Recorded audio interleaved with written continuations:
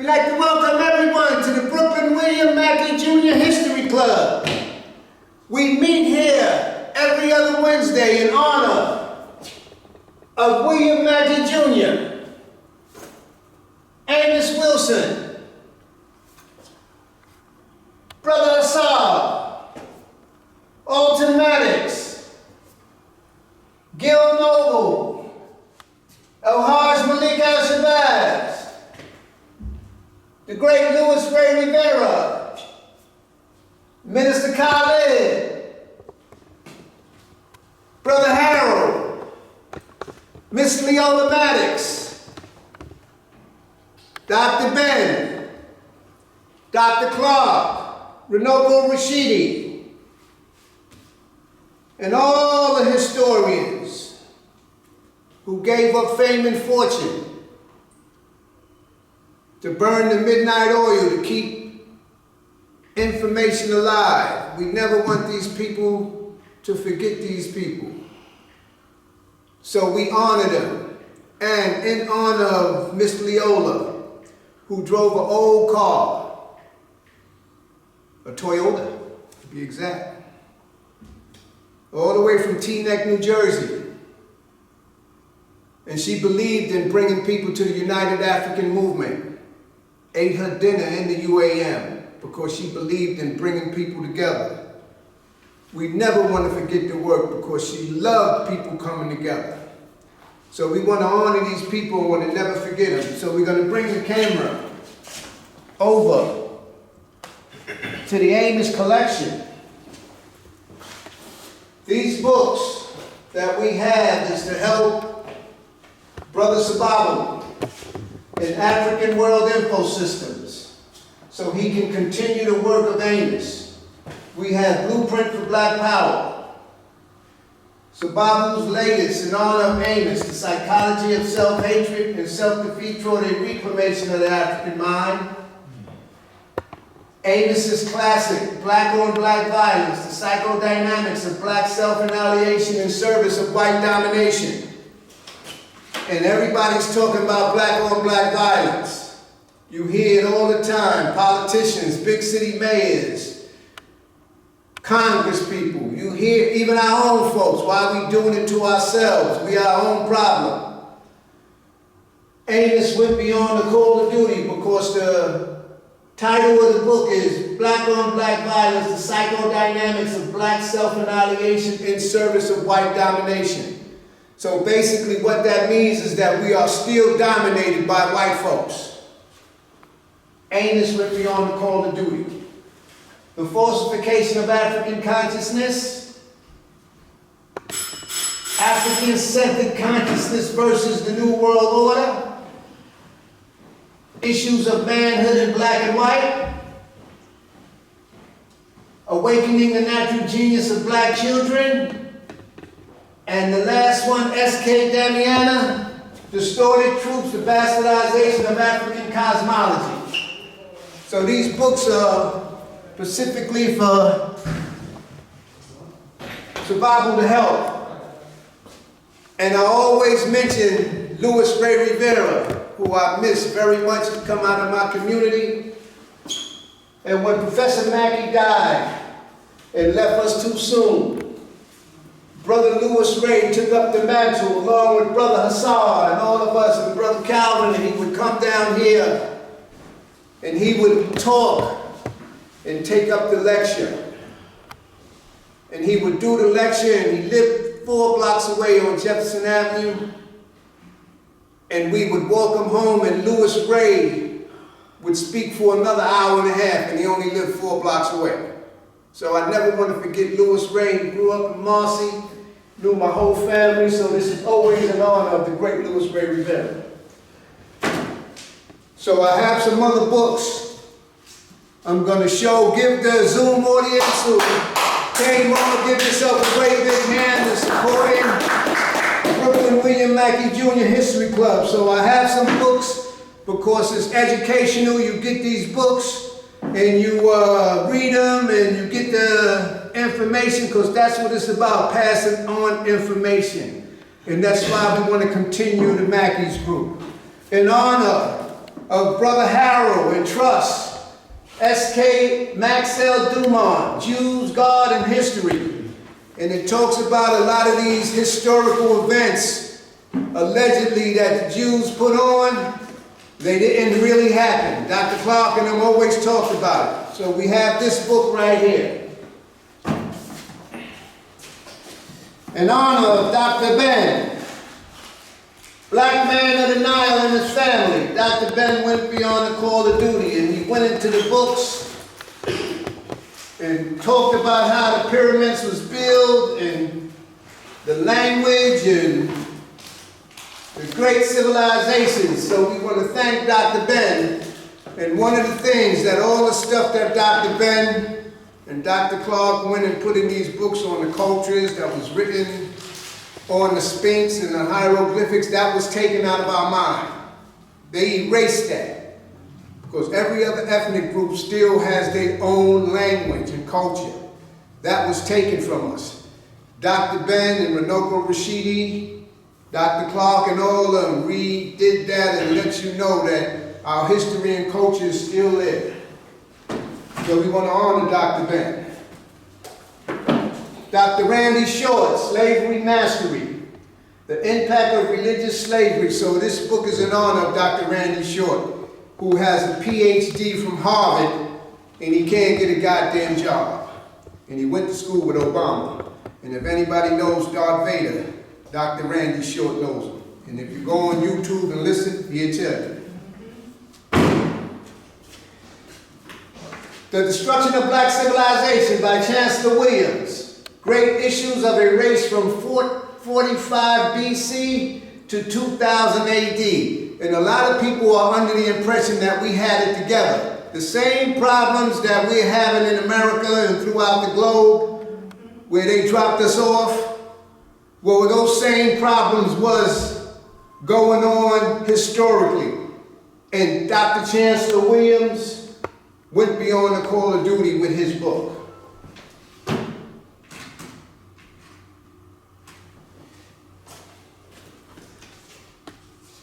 African Slavery in Latin America and the Caribbean. Excellent book, and it tells you about slavery in the Caribbean and Latin American islands. Unspoken Alliance.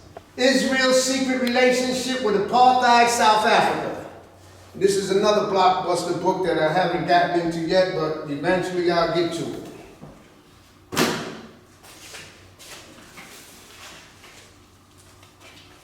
Without Sanctuary, a pictorial of the lynchings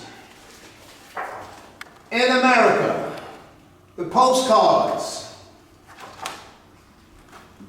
the hangings, hanging from, as Billie Holiday did, strange fruit. But I'm going to tell you, it wasn't only hanging black folk. A whole bunch of other people was being hung too. The dogs.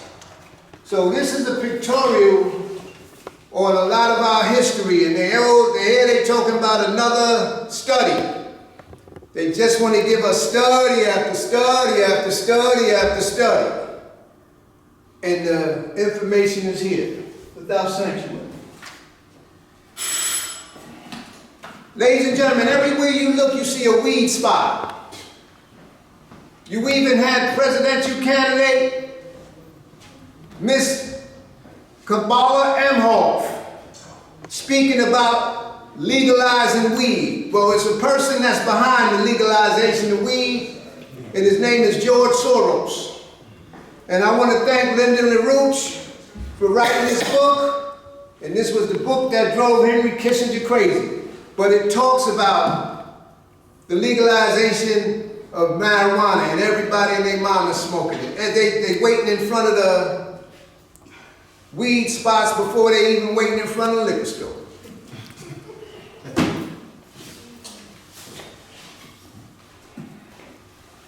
In honor of Cynthia McKinney, on the Zoom audience, if you have a pen, Cynthia McKinney, when China sneezes, from the corona lockdown to the global political economic crisis. Cynthia McKinney in this other book, when presidential candidate Donald Trump mentioned shithole countries, and they tried to blame it on him. Well, Cynthia McKinney did a book, and it's edited, How the U.S. Created Shithole Countries. So you got to get to the books and understand what's going on. Now, if you got a pen, on Rumble, and I want to thank Ayo Kamati and Stu Peters. If you go on Stu Peters and Ayo Kamati on Rumble, they have the video with Stu Peters and Cynthia McKinney. And it's an excellent. And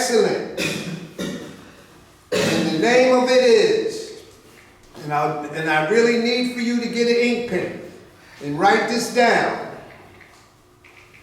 And I want to thank Ayo Kamati for bringing this on.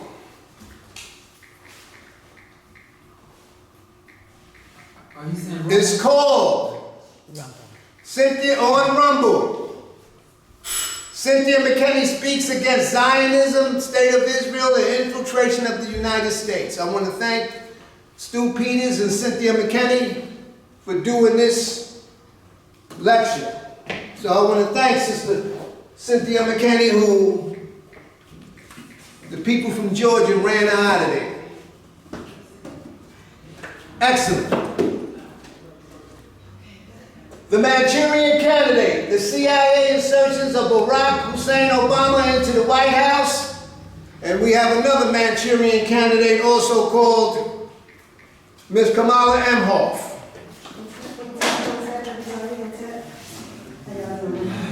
Capitalism on a ventilator. The impact of CO-19 in China and the US. And it tells you a lot about the ventilators. Ladies and gentlemen, any book that you're going to get,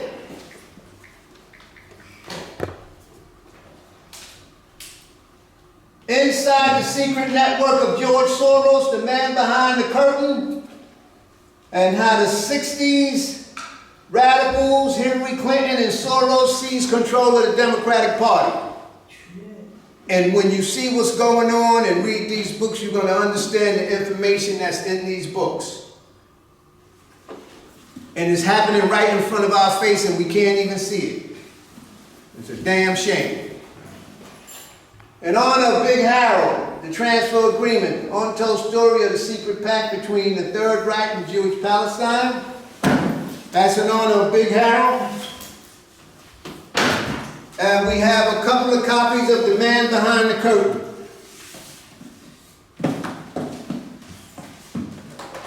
The Real Anthony Fauci.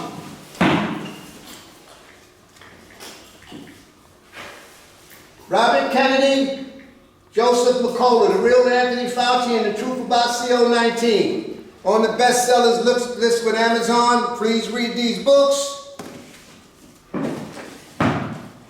Senator Rand Paul, Deception, the Great CO Cover-Up. And if you go into YouTube and look at the congressional hearings that they did, Rand Paul and them, they had them lined up. But the book has more information on it.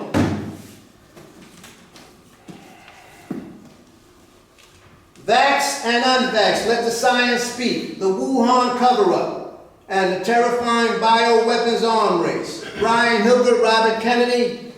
These are some more publications that you could get and read and follow the information. Our great friend out of Decatur, Georgia, Dr. Scott Whitaker, who was on Brother Darren's program not too long ago, last week, in his book, Medicine. This is an excellent book, and we want to thank Darren Mohammed for bringing Dr. Scott Whitaker on his program. And this is a must-read for everybody. Ayo Kamati, War on the Horizon. Jews are the problem, and then he went beyond the call of duty. Jews Are the Problem, Part 2, Psychology of the Jew. We want to thank Ayo Kamate, also known as the Irritated Genie, and he will be coming to New York next month.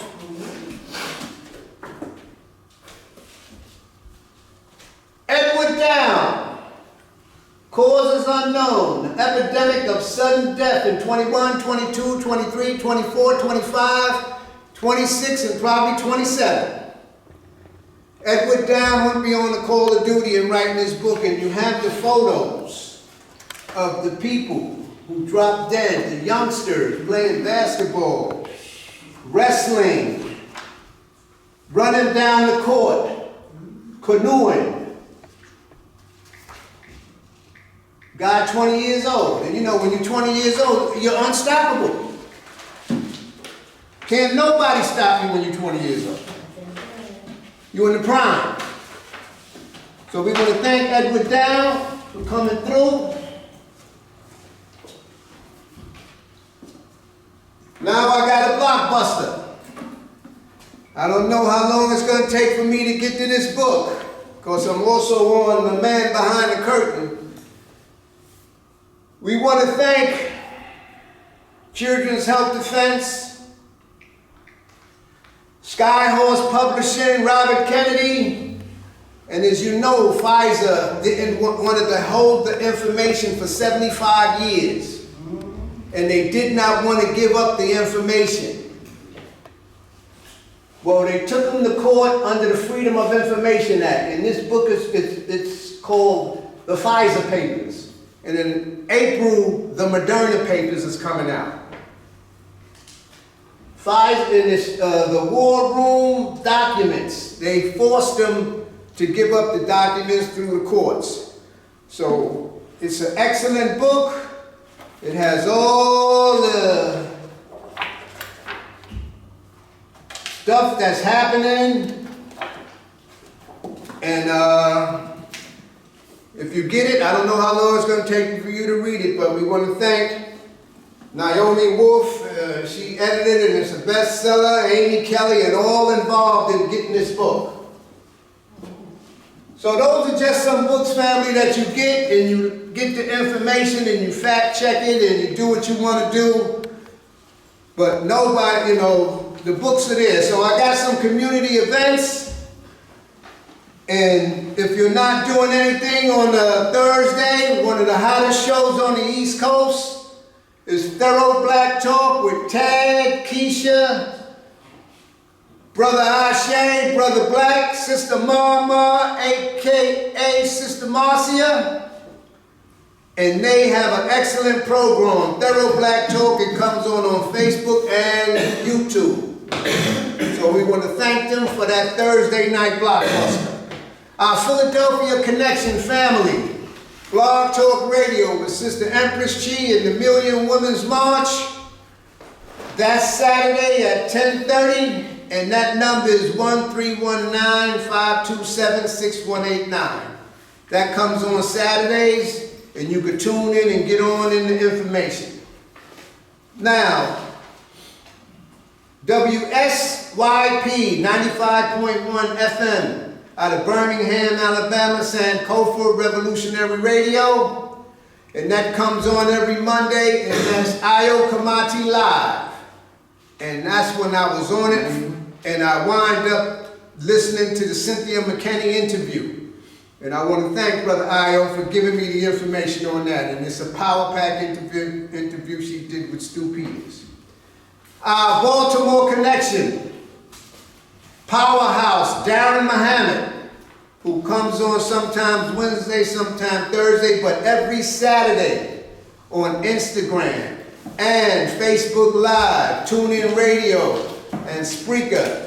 Brother Darren Muhammad, State of the City, 1590 Glen Burnie, Maryland, and he's a powerhouse with information. So we want to thank Brother Darren. Also, every Tuesday, the rebroadcast of Dr. Aline, Your Immunity Project, and Calfani Radio. And he also is going to be coming on Sankofa Revolutionary Radio. He did a blockbuster program last night, and if you go into Dr. Aline, your immunity project, you could get on the conversation that he's doing every Tuesday. It comes on 3, but they rebroadcast it at 7 o'clock. Our Newark, New Jersey connection, African Echoes, Brother Truss Graham.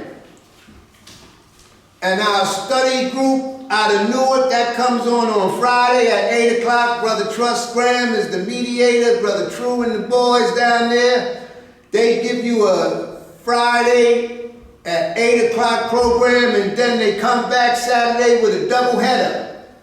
The Know Thyself study group out of Asbury Park. Truss is also the mediator of that group, and they're doing the psychology of self-hatred, and they're also doing Chancellor Williams, The Destruction of Black Civilization. The Semotap organization with Dr. James McIntosh, Betty Dobson, Richard Dean Theodore. That Minefield program comes on every Tuesday at 10 o'clock. It used to come on Wednesday, but it's coming on every Tuesday at 10 o'clock in the morning. So Dr. Mac is doing an excellent job. And they also have a big event coming up, and it's not only it's the Netflix situation with the derogatory pictorial of black people and the Good Times series where it just degrades us, but they also having a Black Solidarity Day presentation, and that's going to be at Bethany Baptist Church, 460 Marcus Garvey Boulevard on Sunday, November 3rd from 3 to 6. So the Semotep organization and Dr. James McIntosh is really going with it. And see, you got to remember, family, you're sitting up here trying to ask for some reparations, which is a creation of George Soros and the Democratic Party. And he's funding all these committees where the reparation is the new thing out. You know, so if we can't stop Hollywood from disrespecting us in the movies and on TV and putting us in dresses and all this nonsense, the hell you think they're going to give you any money? They ain't giving you nothing. You can view all the lectures from the B.K. William Mackey Jr. History Club, Dr. Lewis, Sister Keisha, Brother Tad, and go over the lectures and do your own research and get your own books and go over any lectures that they do. And that's what the Mackey's group is about. So ladies and gentlemen, I want to thank you. Now we're going to have a little information given by our Sister Keisha of Thorough Black Talk. So we want to bring on Sister Keisha, and she's going to give you a little information on some plans that's happening.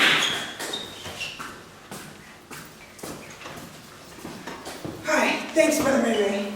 I just want to pose a question to the community. For the last, I think it was month, we've had some members of the Freedom Party come on our platform to discuss the history of the Freedom Party.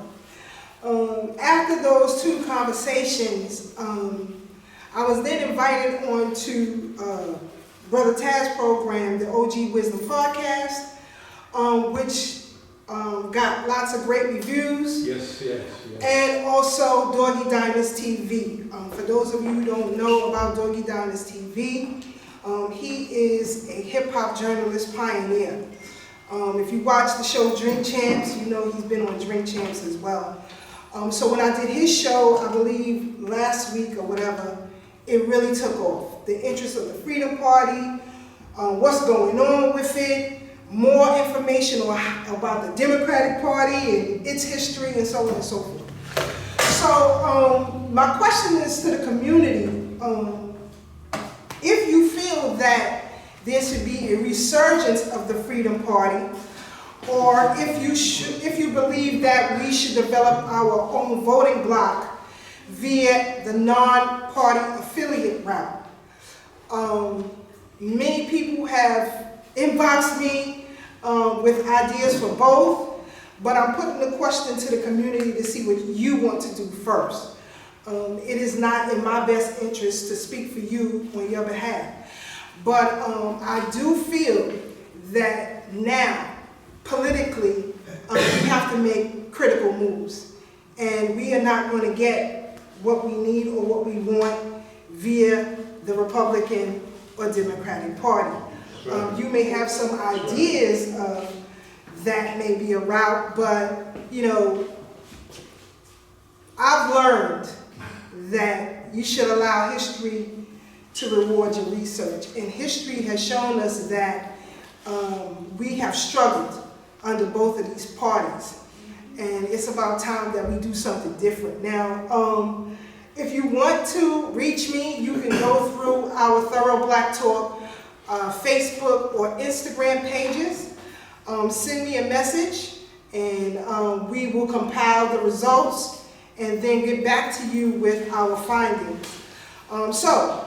Take this information, you know, spread it amongst your family and friends and, you know, in your social media platforms, just to see what the field is like before we make a final decision on how we should move politically, because we cannot let more time pass us by.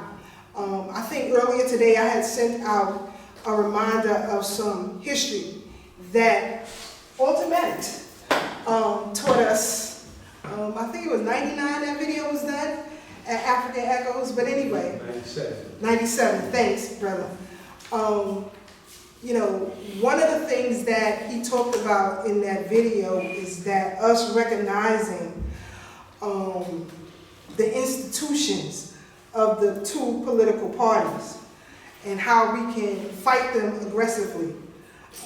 This time, I think we should do things a little bit differently if we are to go the Freedom Party route, just based on, you know, what we went through and what we know today and how we can move forward. Because believe it or not, there are some election laws that have changed, but we have great footing as a platform. I know you guys see the rainbow flags all over the place, and I don't want the LGBTQ coming after BK William Mackey. Don't come on the chats, the comments with the foolishness.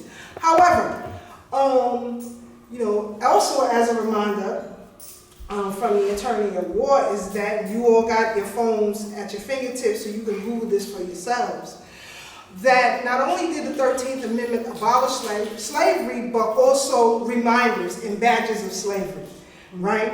The first ship leaving the U.S. or the Americas, specifically going to Africa for the purpose of picking up Africans for enslavement, was called the Rainbow.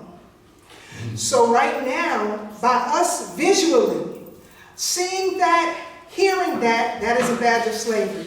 That is something that we can stand on as part of that political platform as well. So, you know, these are just ideas, but if you're interested in going that route, Sister Pat, are you available tomorrow? Yes. Okay. So we will have further discussion, and also you will get to see some of these young millennials who are also doing a lot of political research and are advocating for the same things right now. And they are powerhouses confronting the status quo. So you will have one of our young sisters who will be joining us on our platform tomorrow. Her name is Brooke. I know you guys remember the protest with the Red Apple Nail Salon that took place in Flatbush. She was the orchestrator of that. It was her doing. So she will be on as well tomorrow. So again, just think about it. Let me know what you're feeling. And right now, get ready for our lecturer this evening. We on Thorough Black Talk affectionately refer to him as the History Hitman. I like that. I like that. So, we said it first, so you know. I love this brother. He's a good friend, a good comrade, and a good ally to have for us in this movement. And I'm looking forward to listening and learning about the history of white supremacy. I hope all of you who are watching online get your pen and pad and your cell phones, you know, like I don't use pen and pad. Paper drives me crazy. But use what you can to take down notes research what he's saying for yourself, and any comments or questions that you have, get back to the BK William Mackey History Club. And of course, I want to encourage parents that if you have young people, I would say 10 and up, and maybe you want to go out for a date night on a Wednesday night, drop them off here at the BK William Mackey History Club. This can now be a refuge for getting your young people off the street. So spread that message around as well. So get ready for the History Hitman, Brother Michael K.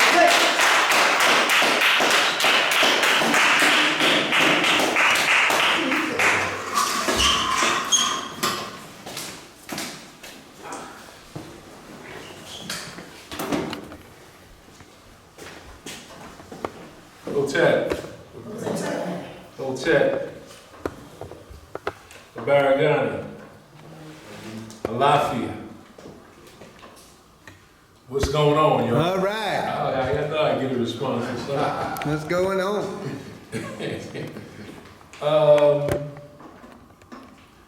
From the outset, I want to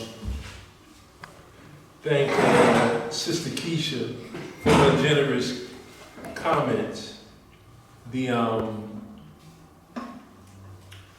She has a lot of penetrating insights that we should know, and if you can find the rebroadcast of the show they did on a Sunday, it's well worth listening to. I guess I didn't catch. I caught the one on Sunday, and it was nothing short of outstanding. Had quite a few individuals on it. Among them, our good brother, Brother Salih Rowe, and he's the brother from Boston that they went after him. He's a firefighter, and he was in rank, and they went after him because he had a picture, if I believe, of Nat Turner on his website. Okay. And my math is not real good, but Nat Turner's been dead for about 220 years or something like, well, 1831, so you minus 10, so what would that be, at least 190 years or somewhere thereabouts. So, we in 2024. So yeah, you know, whatever. You know, close to, you know, the man has been dead, killed actually, not died, he was killed. Actually, almost 200 years ago, and yet they have a problem with a picture of Nat Turner. While they make movies every day with us in deplorable conditions, they make movies of us disrespecting our women. They have our women twerking in movies, in other places, even on Eastern Parkway during the Labor Day parade and all that. And yet, his job is in question because of that. And when we say such and such is deplorable, the image that you're showing with us, they say, well, hey, buddy, relax, it's only a movie. That's what they tell us. They say it's only a movie. And yet, when Michael Jackson made a little comment on one of his hit records, and I think he said, "Don't Jew me." They demanded that be removed from the record. They messed with Spike Lee over More Better Blues because the two people that owned the club that Denzel was playing in, the way they pictured it, you could kind of tell they were Jews. And Jews got a history of exploiting our people anyway, especially our musicians. Some of our greatest musicians died broke. And yet their managers were rich. And the managers only get a small percentage of what you make. So, yeah, supposedly, right. And yet, how do they end up rich and the artist is poor? You know, I just saw a thing online with Jackie Wilson. And Jackie Wilson, one of our greatest performers of all time. Michael Jackson emulated so many of his moves that he made famous. It's from Jackie Wilson. Maybe he's right up there with the best singers of all time. And can dance, entertain. My mother said he was handsome. She considered him handsome. You know, and he was a good looking guy. You know, there's no question about it. And he ended up broke. Poor. They battling over his estate now because even after he died, he's been selling millions of records even after that. But in any event,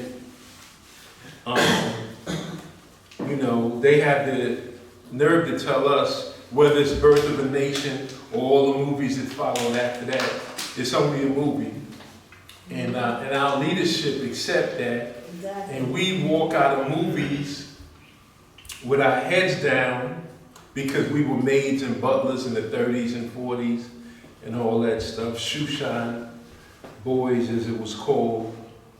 And they just tell us again, it's only a movie, what's the problem? It's only a song, we didn't mean anything by it. Okay. Okay. So in any event, this is the third part of what I'm trying to get to. I'm just trying to prick your consciousness, change your mind about some of the things we look at. And while I'm saying it to you, I'm saying it to myself, because we got to see things in a more realistic fashion and take offense to things that are offending. Understand our friends are our friends and our enemies are our enemies, and not the mistake.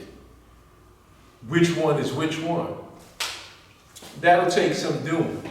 So I started out talking about images, whether it was in the form of statues, in the form of the way laws were constructed, and was trying to, you know, whether it was, I talked about Stone Mountain and Mount Rushmore and all these other places, to let you see just how white folks honor themselves and how they can twist your minds and make your enemies your friends and your friends your enemies.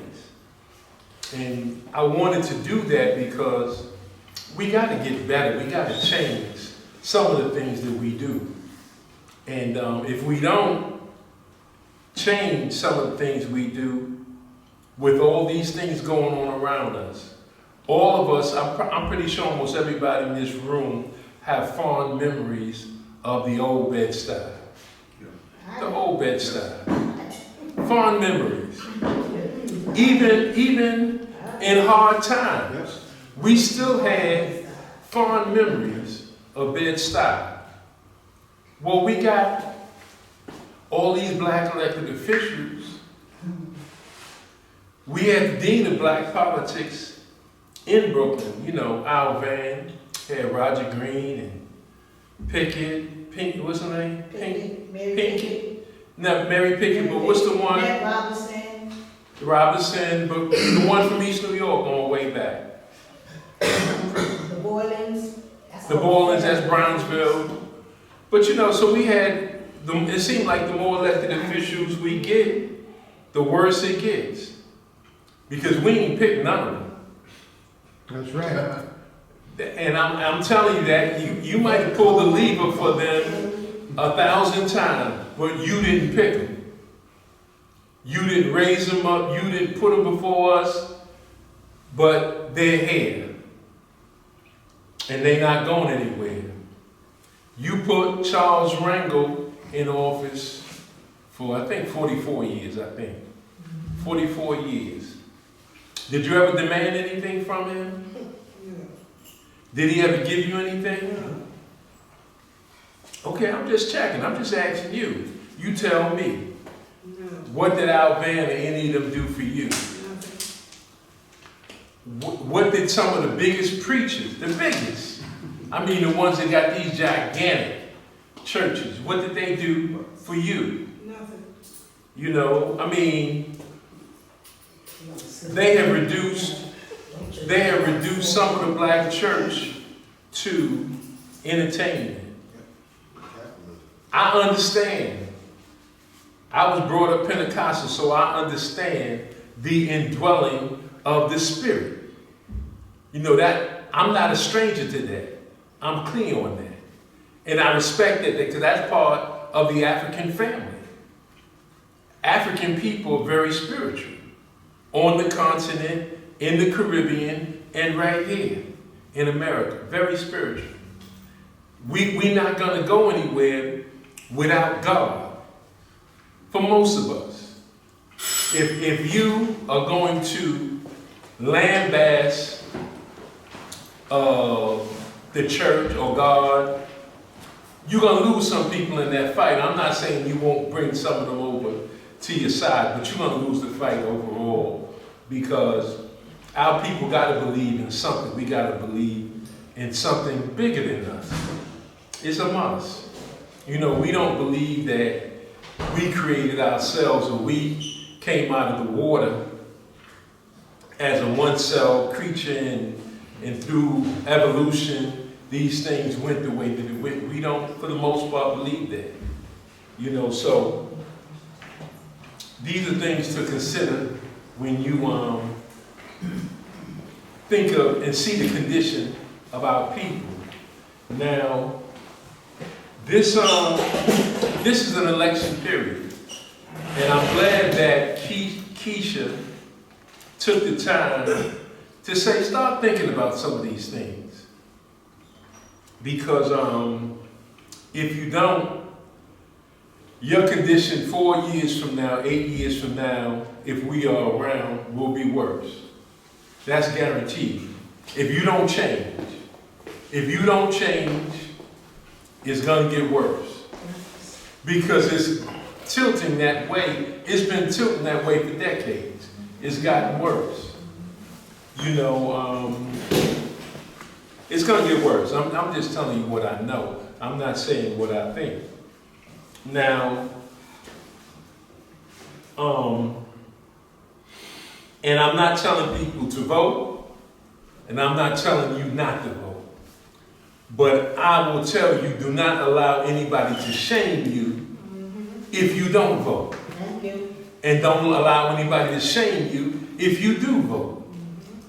You, and I want to dispel the myth that our people died 100 years ago, 200 years ago, for us to have the right to vote. That's not true. But the option is a good option to have, and that cannot be denied. But in terms of, do you have to? In other words, right now, it's no secret, only one or two people are going to be president.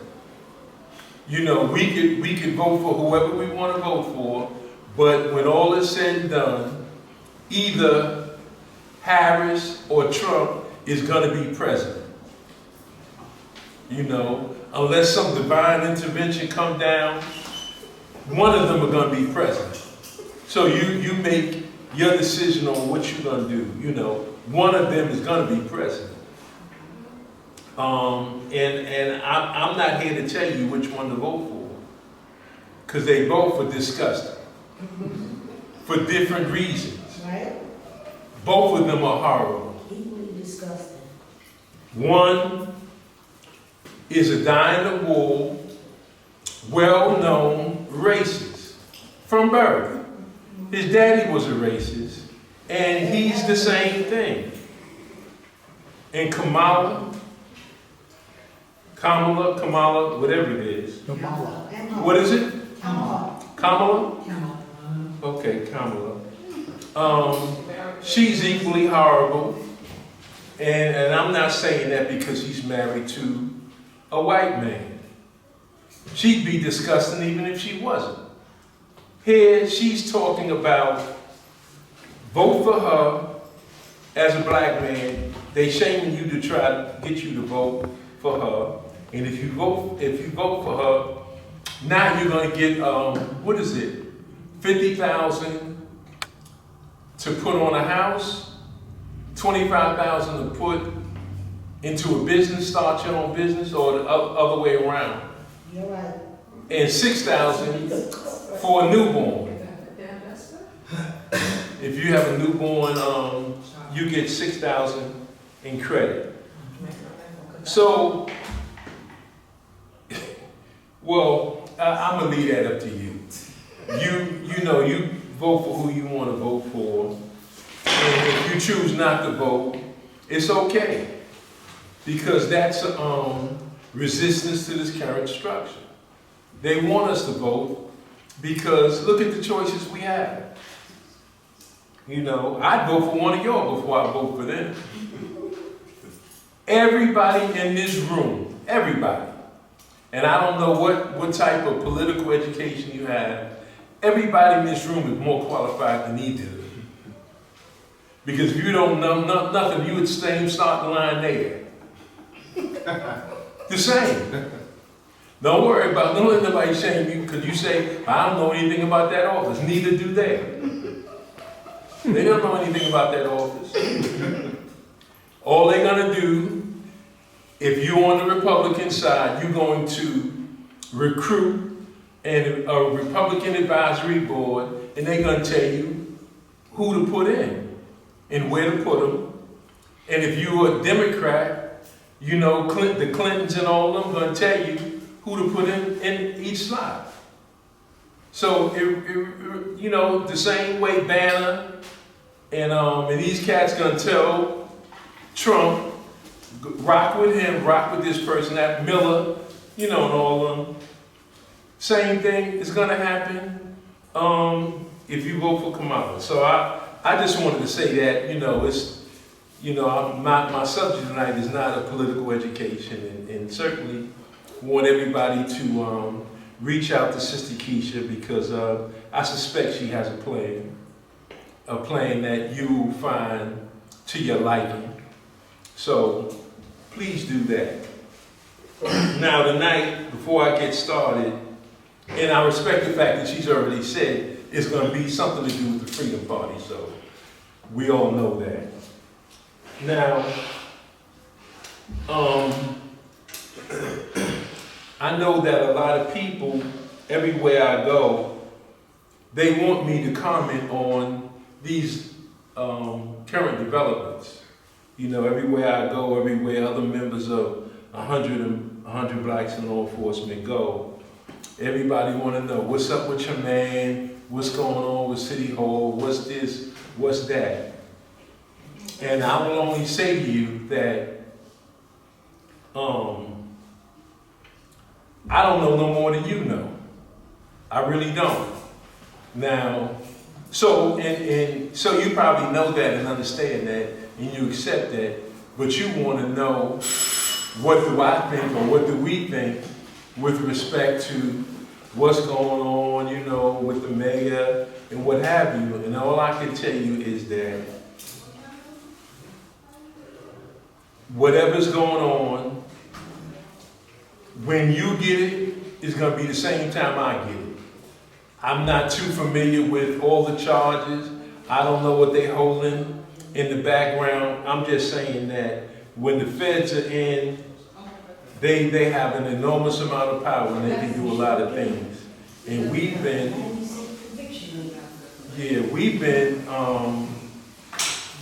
receiving inquiry after inquiry about X, Y, and Z. So that's all I can tell you. So we would rather exercise organizational discipline. I'm not saying we don't know nothing. I'm just saying we ain't saying anything right now. You got to know when to hold them and know when to fold them. And right now we just have taken a position. You know, when, you know, there are people that see me, and sometimes when they see me out in the street and I got on some sweatpants, sweatshirt, baseball cap, they're surprised. They say, oh man, I almost didn't recognize you. Because they're used to seeing me in a suit and tie. They're used to what we would wear at, doing community cop, press conferences, meetings, suit and tie all the time. And that's a code. That's a code that we have in 100 Blacks. Suit and tie, we wear business attire. We take care of business, we wear business attire. So we've always did our business with a suit and tie on. We've had functions where we were all in cultural attire. So because of that, when I come here as a speaker, I come here in cultural attire. This is cultural attire from Ghana, and most of the times I'm here speaking, I'm wearing something basically from Ghana. Now, you might belong to organizations that have loose lips, that talk. The mob has a saying. The mob has a saying that, they'll point to a fish on the wall and say, you know why that fish is on the wall? And you say, why? Say, it opened its mouth. So, some of us don't get it. You just don't say nothing. I can't say that we just have no understanding of anything that's going on, but I will say that we have that organizational discipline. You might belong to organizations that don't have discipline. You just talk. You run around, act a fool, you crazy. You just crazy. But that's not our way. Some of our ways are not your ways, and your ways are not our ways. Because we understand certain things. Now, I've been invited on Keisha's show. She invites me. We like that. She'll invite me on the show. The moment I told her, the exact moment that I said, sister, at this moment right now, I can't do your show. You know what she said? I understand her. Right away. That wouldn't work with some of you. It wouldn't work. Well, why not? What's going on? Boom, boom, boom. Sister said right away, I understand. So, there'll come a time where we will speak, but this is just not the time.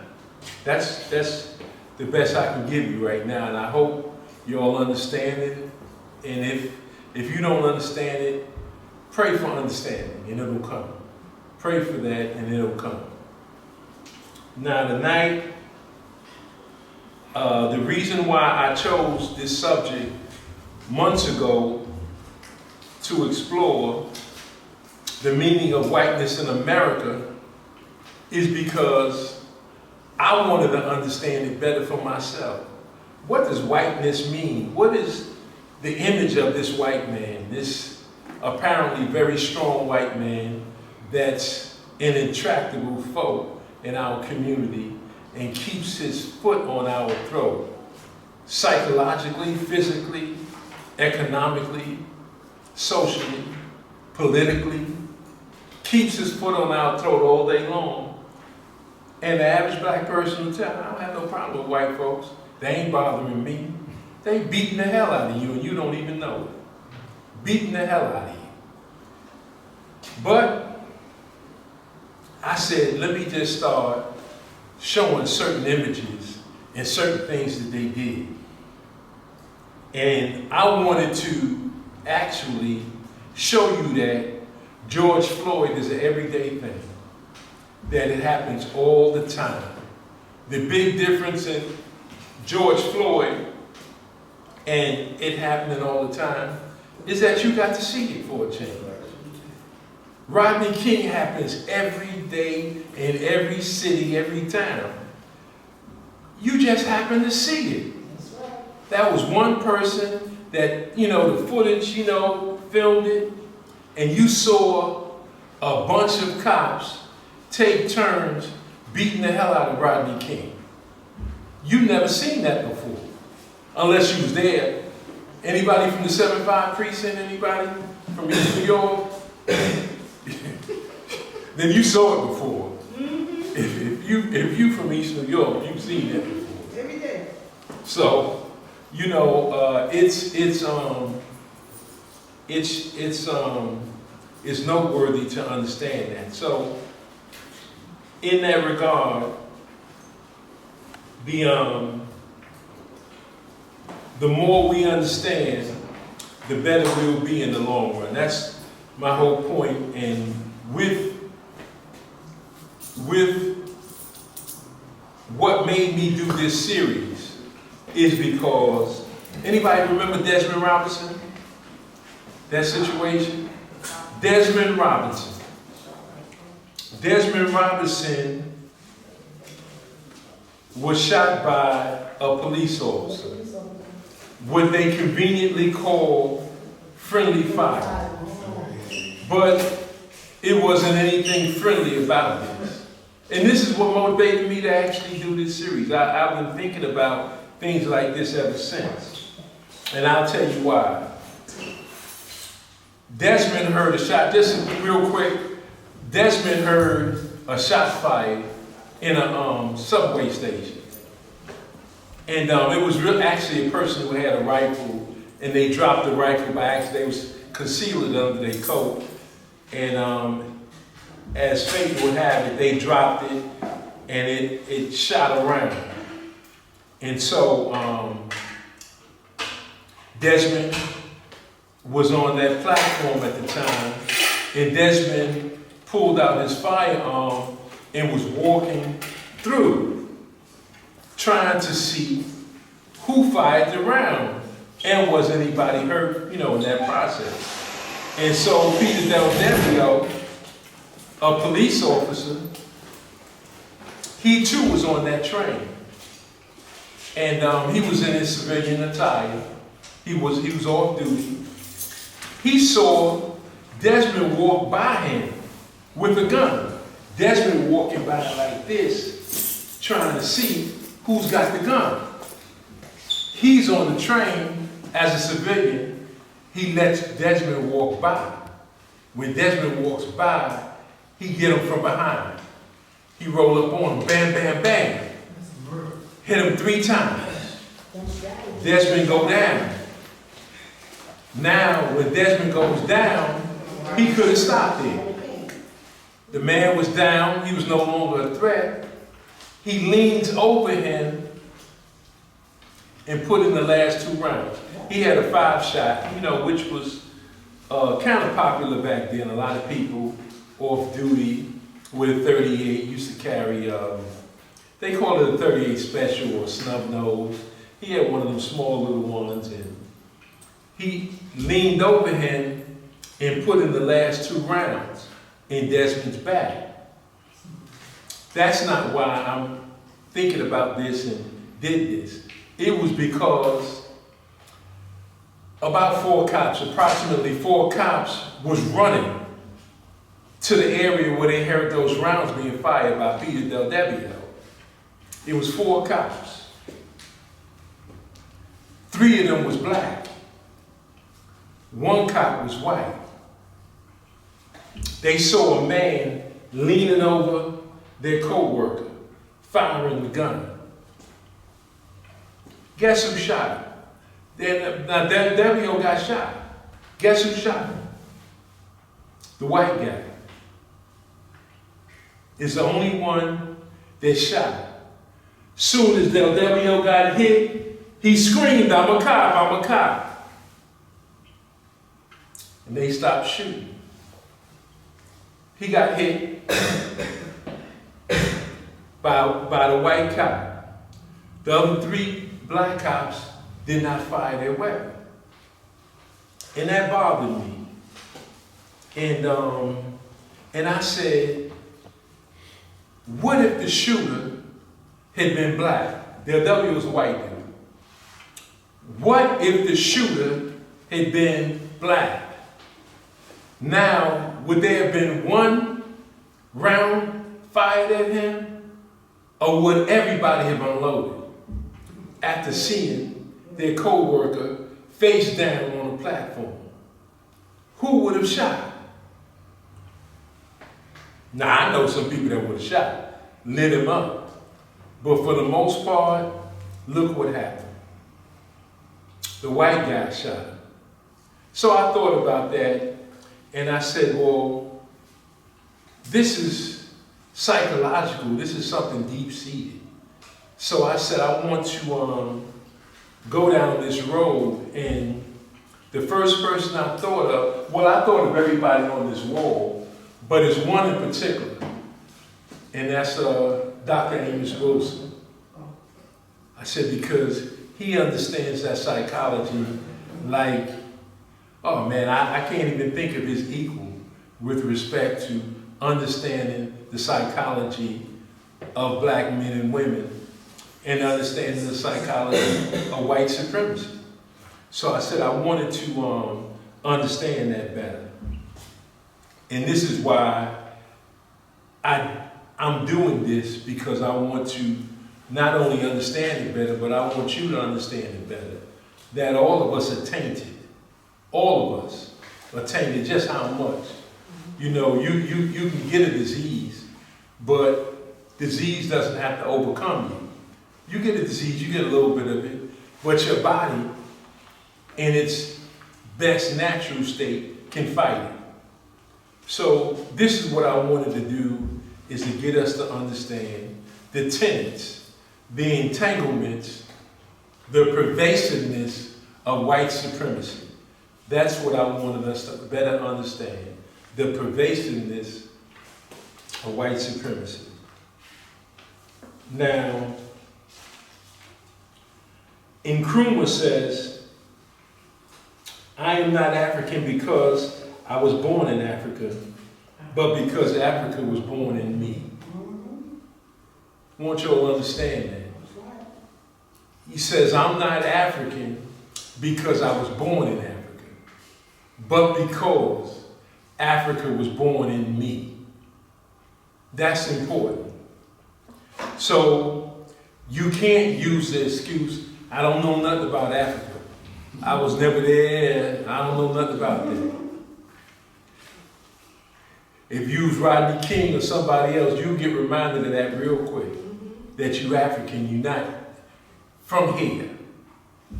You from a distant land. That's why, whether it was Bensonhurst and all the other places, Howard Beach and all that, when they tell you to get out of here and call you the N-word, what do they tell you to go back to?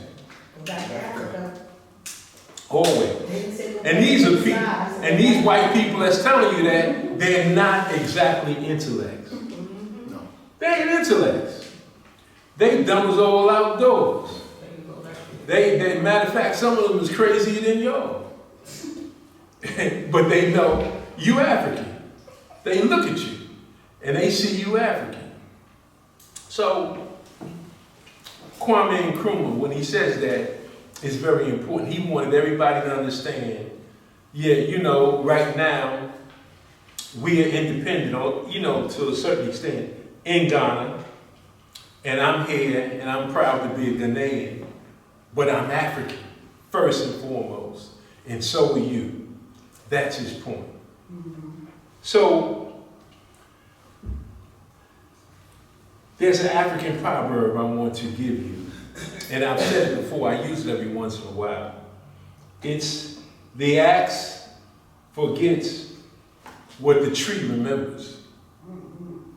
The axe forgets what the tree remembers. Everybody got that figured out?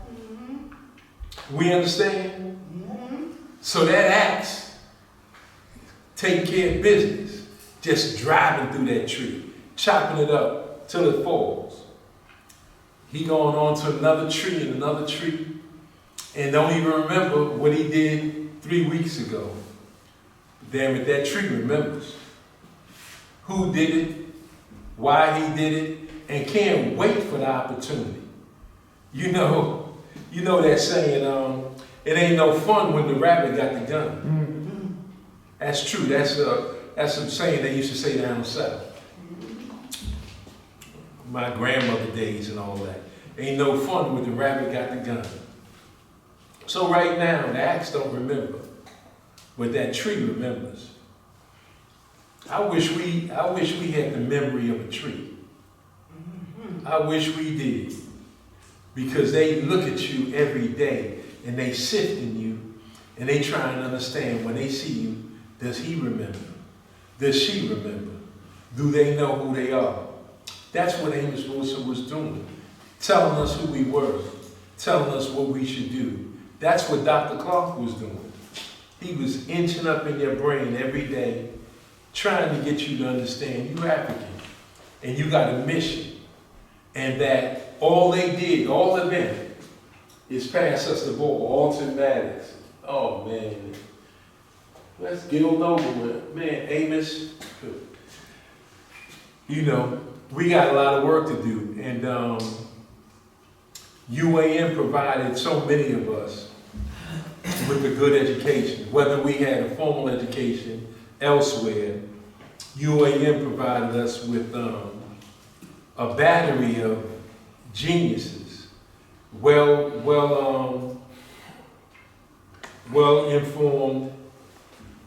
people that, you know, could take us across the bridge to the other side, and you never forget who brought you to where you are.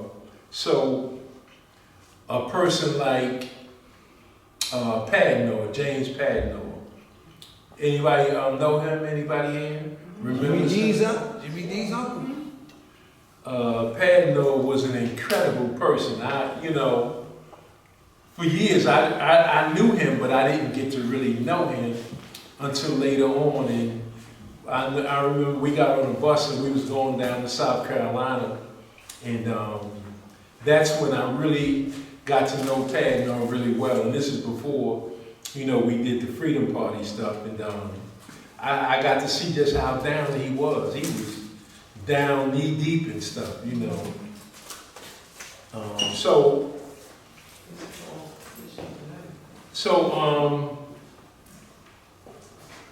We want to talk about quite a few things tonight I want to cover, and I'm going to ask your indulgence on quite a few things.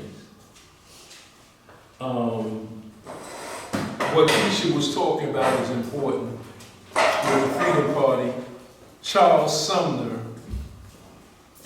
recommended in the 1850s, he recommended that we need to have our own representation, because he understood his colleagues in the Senate is not there to represent us. So even before slavery, he understood that, and after slavery, he understood that. He said, now you must form your own political party. Charles Sumner. Now, Charles Sumner was what was called then an abolitionist. He was against, he's one of the people that was against slavery. Didn't like it. That doesn't mean he loved black folks, but it does mean that he didn't like slavery as an institution. So he went on the floor and he was addressing, what's his name, Pickens? What's his name? Oh, Andrew Pickens, Butler. And he said to him, he is the Don Quixote of slavery. He called Butler a U.S. Senator from South Carolina. He called him the Don Quixote of slavery. He went on to say, slavery is his mistress, who he makes his vows to. Now that might not mean a lot to you, but can you imagine saying that to another U.S. Senator on a Senate floor in 1856? Yeah. And you get killed behind that. He is telling this man publicly in front of all these U.S. senators, Don Quixote. He said slavery is his mistress that he vows to. So he's saying that, you know, every night, his mistress is a black woman. That's his thing. That's why he clings to slavery. Because the privileges it gives him with black women. That's what he said. Now, you've seen a lot of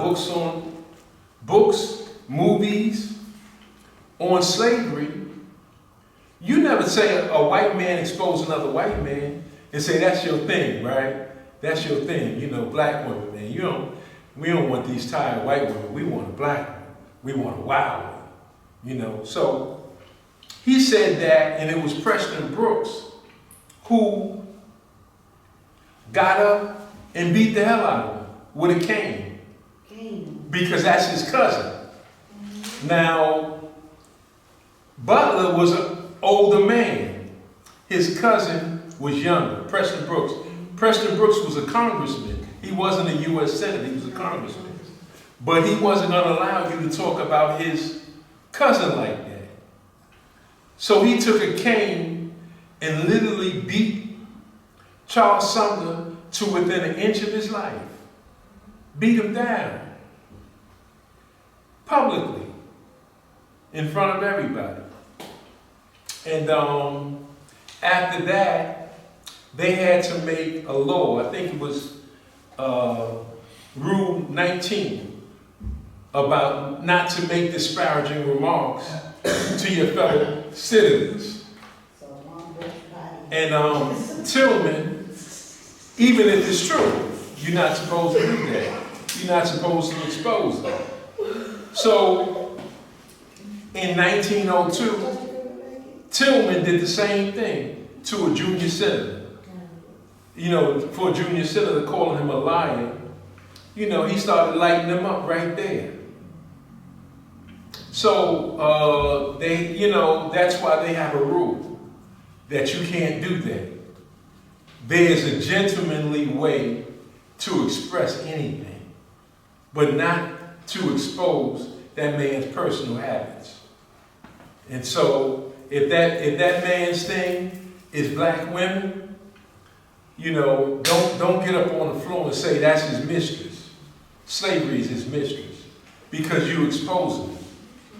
And that's why they call each other, if you ever look at Senate hearings, they call each other the gentleman. The gentleman from South Carolina, the gentleman from Alabama.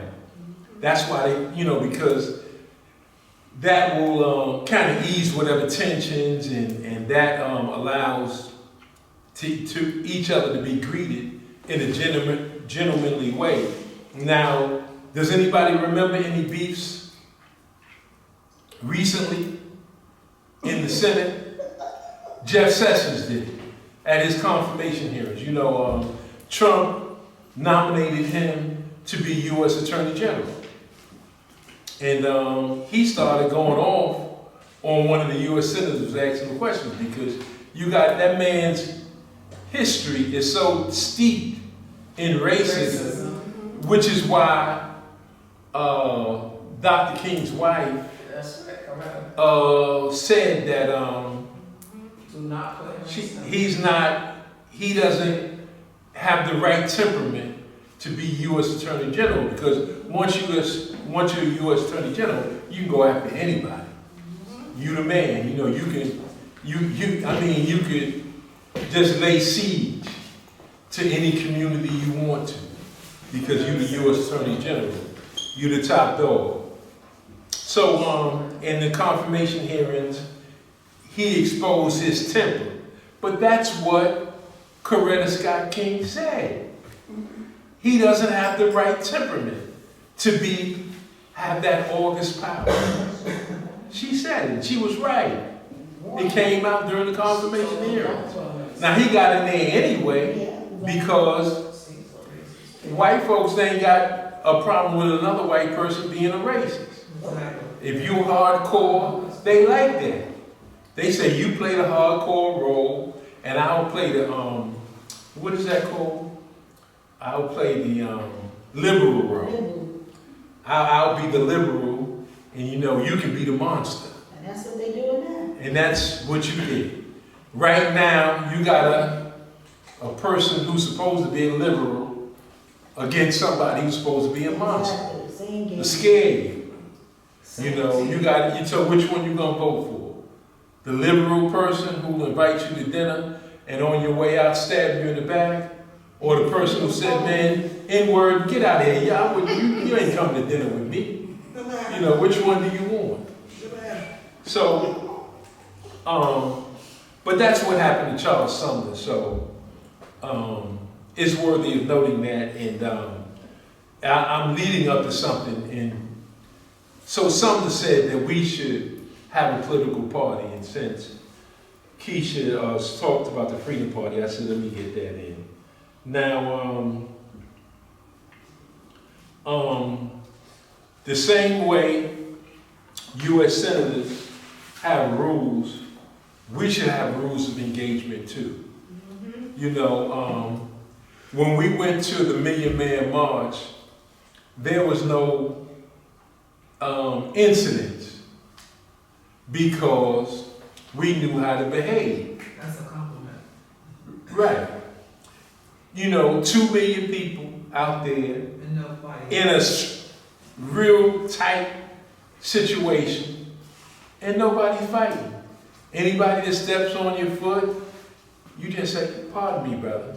If a person bump into you, you say, "Excuse me," they say, "Excuse me" back. It was just such a nice environment, right? Because everybody knew how to comport themselves. But you go to Fulton Street and step on somebody's foot. Just look at somebody with the mud. You just look at it. Just look at it. And it might be your number. You know, that day it might be your number. Now, in 1896, I want to get us to more up to date, but in 1896 there was a compromise. And that compromise was Booker T. Washington. Does anybody remember that speech? He made a speech at a cotton convention in the Deep South. So when he first went up there to speak, all these white people, even the women, were screaming, "What's that N-word doing up there speaking?" After about 5 minutes, they were all clapping for him. He was talking about how we should not be competing with white people for jobs, for education, that we should do things with our hands. You know, be a plumber, lay bricks, Be industrious. yeah, and, you know, vocational things, vocational type jobs, do those things, and to not force ourselves into restaurants, theaters, what have you, because that's for white people. And we should not try to force ourselves on white people. The crowd loved it. After that, you know, the real blacks who were about it said, well, if you wasn't an Uncle Tom before, you definitely won now. They knew that you don't get in front of thousands of white people and talk like that. Because you're telling people, fall back on this civil rights stuff. Fall back and just get whatever they give you. And this is what went over. So, of course, you know, there were colleagues that wanted to rock with him, and people that later formed various civil rights groups, culminating 20 years later. I mean, about, okay, if that was 95, about 13 years later when they formed the NAACP. But those individuals looked at him as a sellout, and he became very influential among white people.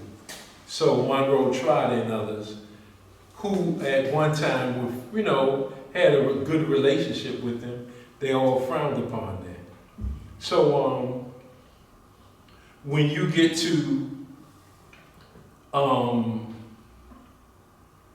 forming organizations, you have to, and I'll get ahead of myself, when you form organizations, you have to lay down what your vision is. What are you trying to accomplish? How are you going to do it? How is the organization going to be financed? Well, the only organizations that was around 100 years ago are all controlled by whites. There's no in a real sense, the Black Panther Party was decimated, right? Nation of Islam was decimated, but Minister Farrakhan brought it back. That's the only exception that I know of that was brought back from the dust. All the organizations, Urban League, Cool. Rainbow, Core, all of them are controlled by white purse strings. All the organizations that try to go independent without white assistance or white intervention and telling you what to do, they've all fell by the wayside, all of them. And we need to understand that. All these organizations, had 1,001 organizations doing things, and the main one that's still around is the NAACP more than anybody else. And we need to know that. So that's just a note for what we're gonna do later. Now watch night, something we still practice to this day. Anybody ever heard of watch night? Watch night is, I guess the best way to say it is New Year's Eve. It's New Year's Eve, and the whole black church all comes out for watch night, all over. Doesn't matter, Baptist, Pentecostal, Methodist, they all come out for watch night. Ask people that's been in church 30, 40, 50 years about watch night. Literally, none of them know what it is. They just know that this is what the family's always done. Now, watch night was the night in 1862. They went to church, they gathered, thinking that the next day they was going to be freed by Lincoln. That's what watch night is. That's where it came from. Black folks all over the country, north and south, anticipated freedom.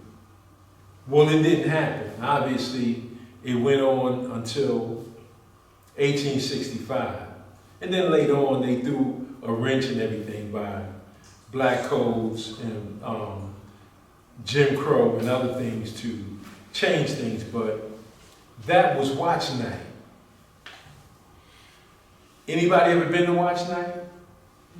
It's all praising God, entertainment. And again, I don't have a problem with you praying to God for having brought you over from the old year to the new year. But the entertainment aspect, it's not doing us any good. That's watch night. What about Juneteenth? Has anybody here ever been to a Juneteenth celebration? What do they do with Juneteenth? Barbecue. Okay, food, yeah. 7:49. What? Anything else on Juneteenth? No, I want to catch Maryland's. I haven't been. It's about the delayed freedom of black folks going to Texas. Wherever it takes. No, I'm saying at the celebration. Now you're right when you mention Texas. allegedly what the holiday is about. It started in Galveston. In Galveston. Galveston with General Granger. Okay. Well, here's what. Here's what. Juneteenth is considered a holiday. Y'all should all be glad that Biden gave it to us. Right? Biden gave it to us. Of course, we've been celebrating it for decades. Exactly. But in Biden's mind, he gave it to us. He said, you know, I declare this a holiday. For you people. So, yeah, for you people, yeah, a holiday. They don't make white folks go to work, so they got it too. That's right. Exactly. So Biden gave that to us. Now, he said it's a great celebration because it's joyous in one sense to find out that you're free. But that's not what the holiday really was about. That's not what really happened.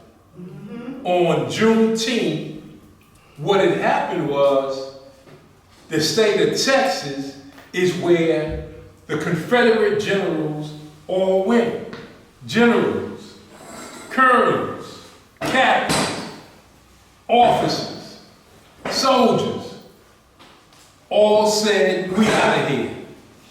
They all ended up after April, what was it, April the 9th, when the powwow occurred between Grant and who? Grant and who? Who was the premier Confederate general? Lee, Full name? Robert E. Lee. Robert E. Lee.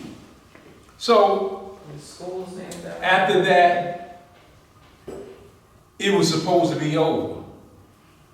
But not them soldiers. Them soldiers said, this ain't over. Them soldiers said, no, we going to Texas. And they went to just what Sister D said. They went to Galveston and met there and said, and they declared, that's part of the reason why they call Texas the Lone Star State. They said, slavery ain't over. It ain't over. They got their own constitution. And they told the black people there, you better plow, do all the labor that you've been doing, or else. So, when America, and I'm saying because by then, America was one nation instead of, the United States of America and the Confederate States of America, they were now back to one, once Robert E. Lee surrendered. So, he put together General Granger, 20,000 black men. And they never mentioned it. And I've been to a lot of Juneteenth celebrations. I never went to one yet where they mentioned that Granger, with 20,000 black men under his control, went to Texas. Now the white man was saying, those Confederates were saying, anybody that come into Texas, they're gonna die in Texas.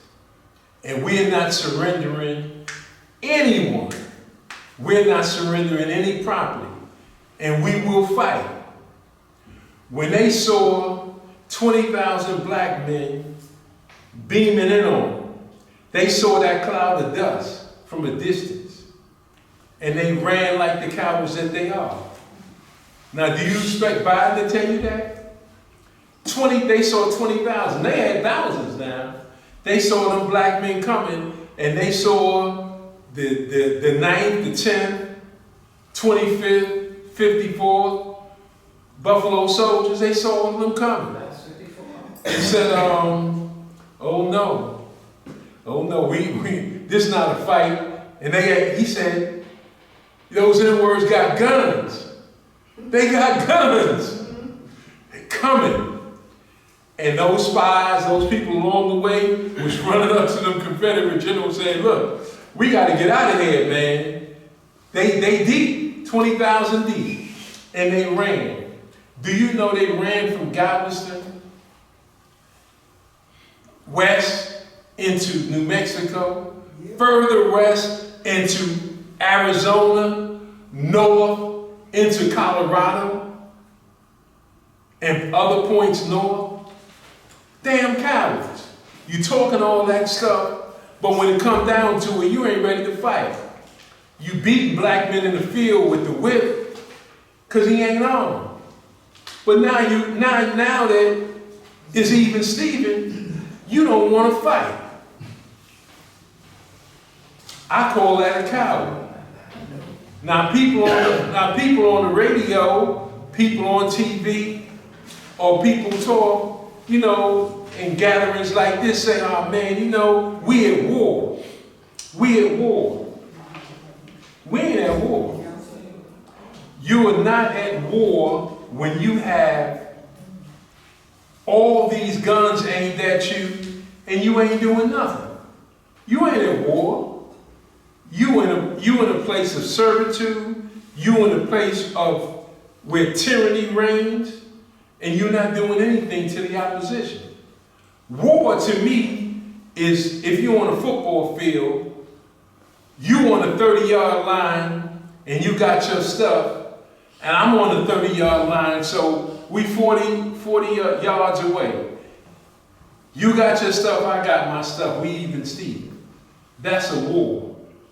If you got an AR-15 and I got a butter knife, that ain't war. That's a slaughter. That's a slaughter. That's a massacre. So I know we like to say it, and brothers especially, yo, we at war. Yo, we at war. Man, please, you ain't busting a grape and you talking about you at war. Stop it. Just go boom in front of one of the Negroes that hit the ceiling, man. Talking about you at war. If you at war, what's your training regimen? What are you doing? Who are you in communication with? Do you understand a basic cell structure? I mean, they had cell structures during slavery time. Denmark Vesey had a cell structure. What you got? Do you know how to communicate with me from a half a block away? From 3/4 block away?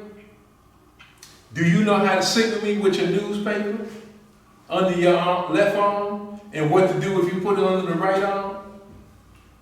What do you do if you calling a family member? Do you have a way to speak to them to let them know you in duress? But you say you at war. In the basics, you don't even have it. Sometimes I want to tell people to shut up when they say they're at war. See, you don't know what war is. Like Malcolm said, if you knew what war is, you wouldn't go in the alley. You back your behind out of that damn alley if you knew what war was. Because if you're at war, you're going to train. There's certain things you're going to do. There's certain habits that you do every day. Because war might be around the corner. But anyway, I'm gonna get back to, I don't want to go off on tangents, I'll get back to what I was saying, but just, be mindful when people tell you they're at war. Because they have no concept of what war is. I saw the people in Missouri. I saw them, when they was at war. The Confederates. With Michael Brown. With Michael Brown. What's the city? What city? Come on now. Somebody said it. I wanted to catch somebody. Ferguson. They had well, not exactly, but they had claim there, but it's Tennessee. Tennessee. But they had them there. Yeah. Law office, Tennessee. But you saw them at war. And I saw sisters out there, with baby carriages. It wasn't running, and they saw law enforcement coming in fatigues, green fatigues, and they had AR-15s, and they had tanks, gas cans and, you know, all sorts of chemical agents. Them sisters was out there in the street, they wasn't scared. And I saw brothers that wasn't afraid, and then I saw Oprah Winfrey on TV saying they out of order. They out of order, and they fighting for justice.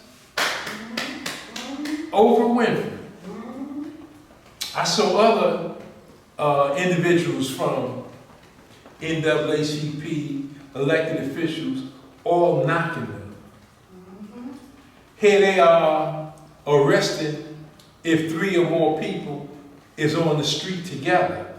They're arresting them. Did you see Crump out there? You ain't see Crump. You saw the ACLU, these white attorneys, all these black attorneys should have been taking the first thing smoking to Ferguson. Nope. You know, everything can't be about money. Sometimes you say, man, I got this law degree, you know, I passed the bar. I got to do something worthwhile with it. Let me go out there and help. All you had to do was say you're an attorney, demand to see the client, and get them out. But they didn't do that. They let them stay in there, and it was just crazy to see the ACLU, the majority of those attorneys white, helping them out. Not the so-called prominent black attorneys. So, because you know, it's no money in that. It's no money in that. Those people ain't have no money. So, you know, I want you to be mindful of that as we go down.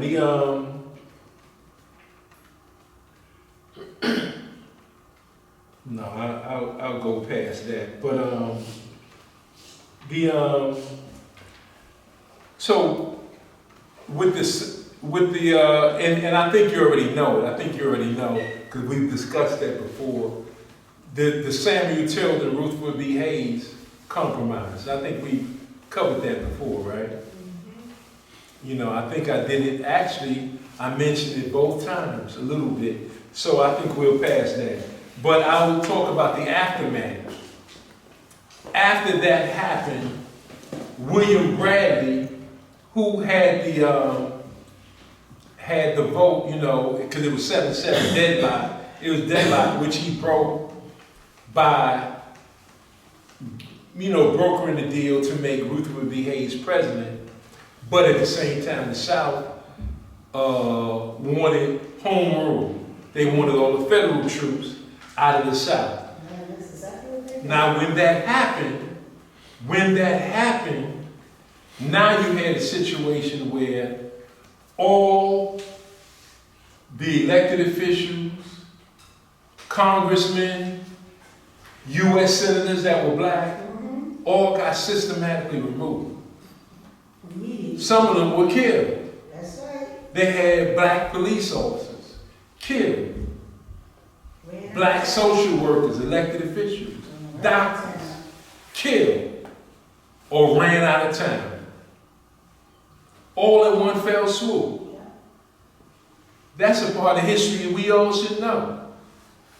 And so, there wasn't a black elected congressman for another 30-some-odd years. Who was, in modern times, who was the first black congressman? Come on. I'll give you a second to think about it. Not the minister of Harlem, you're not talking about him. Like You talking about Adam Clayton Powell? Like him. No.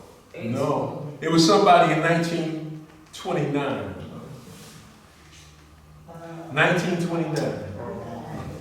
The priest. That was gonna say something. Oscar the priest. He was a Republican. They were Republicans then.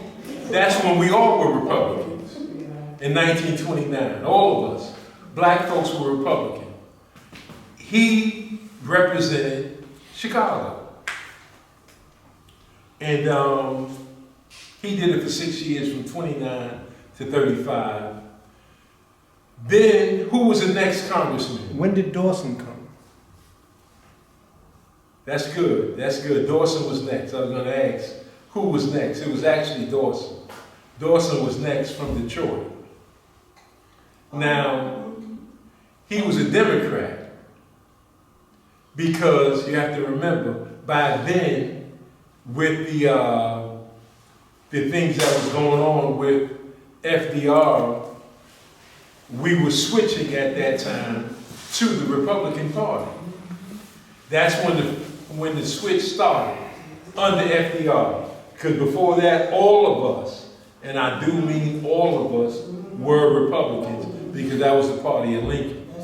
So you had Dawson come along. And after Dawson, who was next? Well, who did you say? Adam Clayton Powell. He proceeded, you know, most people think Adam Clayton Powell was after the priest. It was actually Dawson. I think he preceded Adam by at least 6-8 weeks, something like that, or more. He was next. So that's why Adam Clayton Powell asked Dawson, you know, show me around, show me the ropes. Show me the ropes. He said, you know Adam Clayton Powell, you know, he talked, yo, daddy, you know, how's the congressional breakfast and dinner? And he was like, well, I don't know. He's like, I don't really use it. He said, you don't use it? Because he wanted to know, yo, Adam said, man, yo, do they serve collard greens? He wanted to know. And he said, I don't use it. I don't use the congressional cafeteria. Which was crazy. And he was like, well, what about the gym? No, I don't use the gym. What about the barbershop? He said, well, what about the barbershop? He said, yo, can them guys cut black folks' hair? He said, I don't know. I don't use it. What is that called? A sucker. If you don't use the barbershop, you're not using the pool, you're not using the exercise, you're not using the cafeteria. It starts with a P, U, N, what's the last letter? K, punk. He was a punk. He said, I don't mess with that stuff.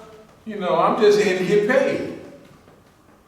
Adam was like, Adam said, oh, I got something for you. Adam called his office in Harlem and he told them, get together a busload of the angriest, craziest looking black folks you could find. And he said, I want you to send them up here right now as my guest, because they all want to be in the cafeteria. And he said, make sure a few of them got bones in their nose. Adam was crazy. In other words, if they ain't got bones in their nose, find them. Find somebody, put a bone in their nose, and bring them up here. Put some dashikis on them, and get them up here. But that's a man. That's a real man. When you do things like that, you're a real man. He wanted Dawson to see this is how a man acts. This is how he moves. You scared of your own shadow. Should be ashamed of yourself. That's why when all that went down with Adam, Dawson ain't help him a bit. You know, when all that stuff happened and the Negroes from Harlem got together with the white power structure to take Adam out, you know, he kicked it with Dawson. Dawson was like, look, man, I ain't in it, man. You know, why don't you just do what they want you to do, man? You know, basically he was telling them, do what they want you to do, man, and they'll ease up on you. You know, because the Democrats and the Republicans had an advantage. So, you know, Dawson. So the point I'm trying to make is that when William Bradley did that compromise, he had the authority in his back pocket because he had negotiated who was going to be president. So now, did I mention he was Chief Justice? Okay, he was Chief Justice, so he had power already. But he said, I got it, I'm gonna put it on them now. He said, I'm getting every black person out of office. They all gotta go. He said, because I got the authority in my back pocket. The Chief Justice of America. These are things they're not gonna teach you in school. He said, I got them now. You think Justice Taney was on it? That's child's play compared to what I'm gonna do. Now, as you know, Chief Justice Taney was the one who was over the Supreme Court when that decision went down to Dred Scott. Right. Now, he's well respected.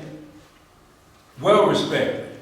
And that tape, that thing you sent me, Keisha, it talked about how well respected, which I mentioned before, about how well respected legal circles, the top lawyers in this country, to this day admire Chief Justice Taney. Guess who else they admire? William Bradley. Because he put it on them. You know, when he take the hammer, he uses a hammer to crush a fly. I mean, overkill. Dawson was out of Chicago. Overkill. Yeah, that's what I meant. I was thinking Dawson of. was out of Chicago. No, well, yeah. I mean, he replaced the priest. What I was thinking of was what's his name, JC from Detroit. I was thinking about him because when he came along, you know. Powell was after Dawson. Yeah, he was after him. You know, Dawson was there first. I was thinking of what's his name? The one who did the You talking about Conyers? Yeah, John Conyers. He was the one that did he wrote the reparations bill. Conyers. And it was to hoodwink everybody. And they've been discussing that for the past 30, 40 years. Ain't went nowhere yet. In other words, anytime reparations came up, you know what they said? Let's have a meeting. Okay. They said, let's have a meeting. Let's study it. So they need to have a meeting, to have a meeting, to study, to have a meeting. Same thing That's now. it. And to this day, this is 2024. They still having meetings, to have a meeting, to have a meeting, to study, and then have another meeting on reparations. So they do that to this day. But Conyers did write that, bless his heart. And I saw him years ago. He was up at the National Action Network years ago, you know, and he was showing off his white baby. His what? Grandbaby, Oh, I shouldn't have said that. I should have said the grandbaby, his that. wife. No, his baby. Oh, his child. Yeah, he was showing, you know, he had the baby in his arms. Who? Conyers. Conyers. John Conyers. Conyers. Had a child with what? He was showing it all. He's got a young baby, Connors now? Well, you They know. ain't young now. Hey, well, no, that not now. That was Years ago. in the 90s. Oh, the baby grown now. That man. Oh yeah, the baby's grown now.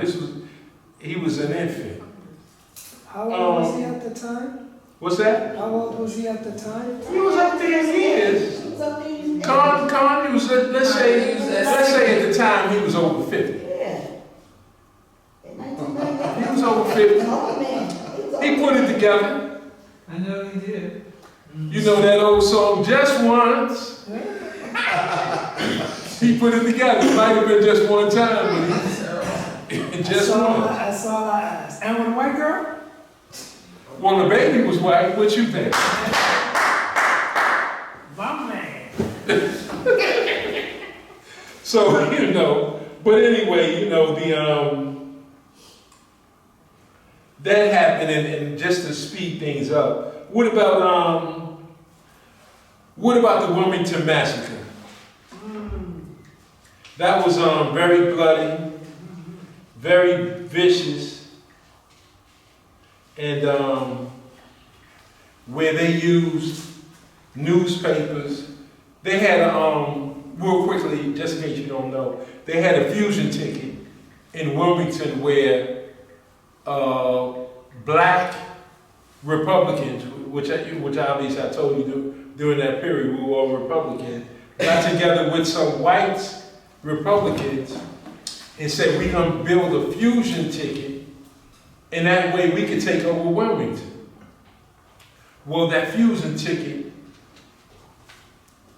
it spread like wildfire, so all points, north, south, east, and west in North Carolina was newspaper articles saying we got to stop those ends because they're going to take over North Carolina. And if they take over North Carolina, what's next? So they said we got to do something. White Democrats, I'm going to say it again because I want y'all to get it. White Democrats went into every office. They flooded the streets. Newspaper articles said at any given time there was a minimum of 2,000 whites roaming the streets with shotguns. 2,000. Now they claim, they got articles saying 60 blacks were killed. 70. Now you got 2,000 shotguns out here at any given time, all through the streets, snatching people out of their barber shops, snatching people out of law offices, snatching them out of their businesses, even going to their homes, snatching them out of their homes. And yet they said, it was just about 70 or 80 fatalities. That's only 2/3 come. What's that? 2/3. Yeah. It was in the thousands because literally it was almost nobody left in Wilmington. The blacks escaped. Yes. What is the difference in that and what happened in Tulsa, Oklahoma? Not a big difference. It was almost the same. Tulsa, Oklahoma, They destroyed uh, black. as it's called, Black Wall Street, downtown Greenwood. They used, because you got to use something. Now the reason why I'm saying it's similar is because in Wilmington, the newspaper articles was showing pictures, not pictures, pardon me, portraits of black men raping and beasting on white women. It didn't happen. It was a lie. But it can stimulate white rage. The same thing happened in, as you said, Black Wall Street in Tulsa, Oklahoma. They used all the airwaves Fear. to say, yeah, fear. That's a good word. They also had a Gatling gun. Fear and intimidation. Fear and intimidation. So nothing enrages a white man more than to see a black man on top of his white woman. Now all these centuries, they raped black women. That's right. 1600s, 1700s, 1800s, 1900s. 1400. Yeah, well actually, yeah, the 1400s. If you talk about Africa, you know, the whole Horn of Africa, yeah. Yeah, you can go back to the 1400s. They raping us, and yet Jefferson tells white people, don't cohabitate with black women. They're animals. And he knee deep in it. And they had a Gatling gun in So- Wilmington, according to Wikipedia. Gatling gun, they had that in the 18s. That's what I'm talking about. Hundreds. Of course used they a Gatling had gun. everything, but I'm just talking about the average white man did not have a Gatling gun. He had a shotgun though, and he used it. He had a sidearm, and he used it. And their mission was very simple: kill every black person you see. But I want you to know that this was the white Democratic Party. So don't think about Republicans. This was white Democrats. Want to be clear on that. White Democrats did this in Wilmington. And the same thing that happened in Black Wall Street in Tulsa, Oklahoma, is the same thing that happened in Rosewood. They always use white women. You know the same. You know, yeah, in Florida. California too. A little rumor grew from the black man. His name was on the tip of my tongue. That he bumped into the woman who was an elevator operator. He was shining shoes. That was Tulsa, wasn't it? Yeah, Tulsa. He was shining shoes, but he couldn't use the bathroom. He had one place, he had a designated place where he can go to use the restroom. And it was at the top of one of those buildings. So he went, when he went up the elevator, it buckled. And he bumped into her. And white men were on the elevator. So by that afternoon, it went from he bumped into her to he accosted her, he fondled her. And by that night, he raped her. Yeah. And so that's how it all jumped off. So they always use that as an excuse. You know, they always use that. Now, one thing I will say about Wilmington, you have to remember, they were 33 years out of slavery. Their parents, their hardworking parents that were plumbers, blacksmiths, and bricklayers and all that, you know what they did? They sent their children to college. Their children who didn't see the horrors of slavery were able to go to various black colleges. When they went to those black colleges and came back, they considered themselves professional. They had, degrees, some advanced degrees. And so when they came back, guess what they started doing? A few of them. They white women. Now, Because they educated, now they can be white women, right? they educate, they feel they're better than. They feel they're eligible to date white women. So they showed up. They would go to their neck of the woods across town in those beautiful carriages. Now, if a white man is traveling around in a little buckboard and a mule, and you show up with two nice, clean horses, and your carriage, fancy carriage, like you dating, and you go across town and pick her up, and you going through town, with a white woman on your arm. Somebody would say, N-word, are you crazy? What's wrong with you? You don't remember? You don't remember. You don't know. Here you got an advanced degree and you don't know. You're a dentist now. You're a lawyer now. And don't know diddly. It's crazy. So, how much is the white man gonna take? Seeing this young guy, handsome, well-dressed, suit and tie on, taking this girl to dinner. How much do you think he's gonna take? So they got together with 3 major newspapers in that town and started spreading the word. And the white women's, and they had white quotes in the articles saying, "Save us. Save us." So that's all a guy that dig ditches need to hear. Save us. Dun, dun, dun, dun, dun, dun, dun. So that's what happened in Wilmington. Yes. Dick Rowland.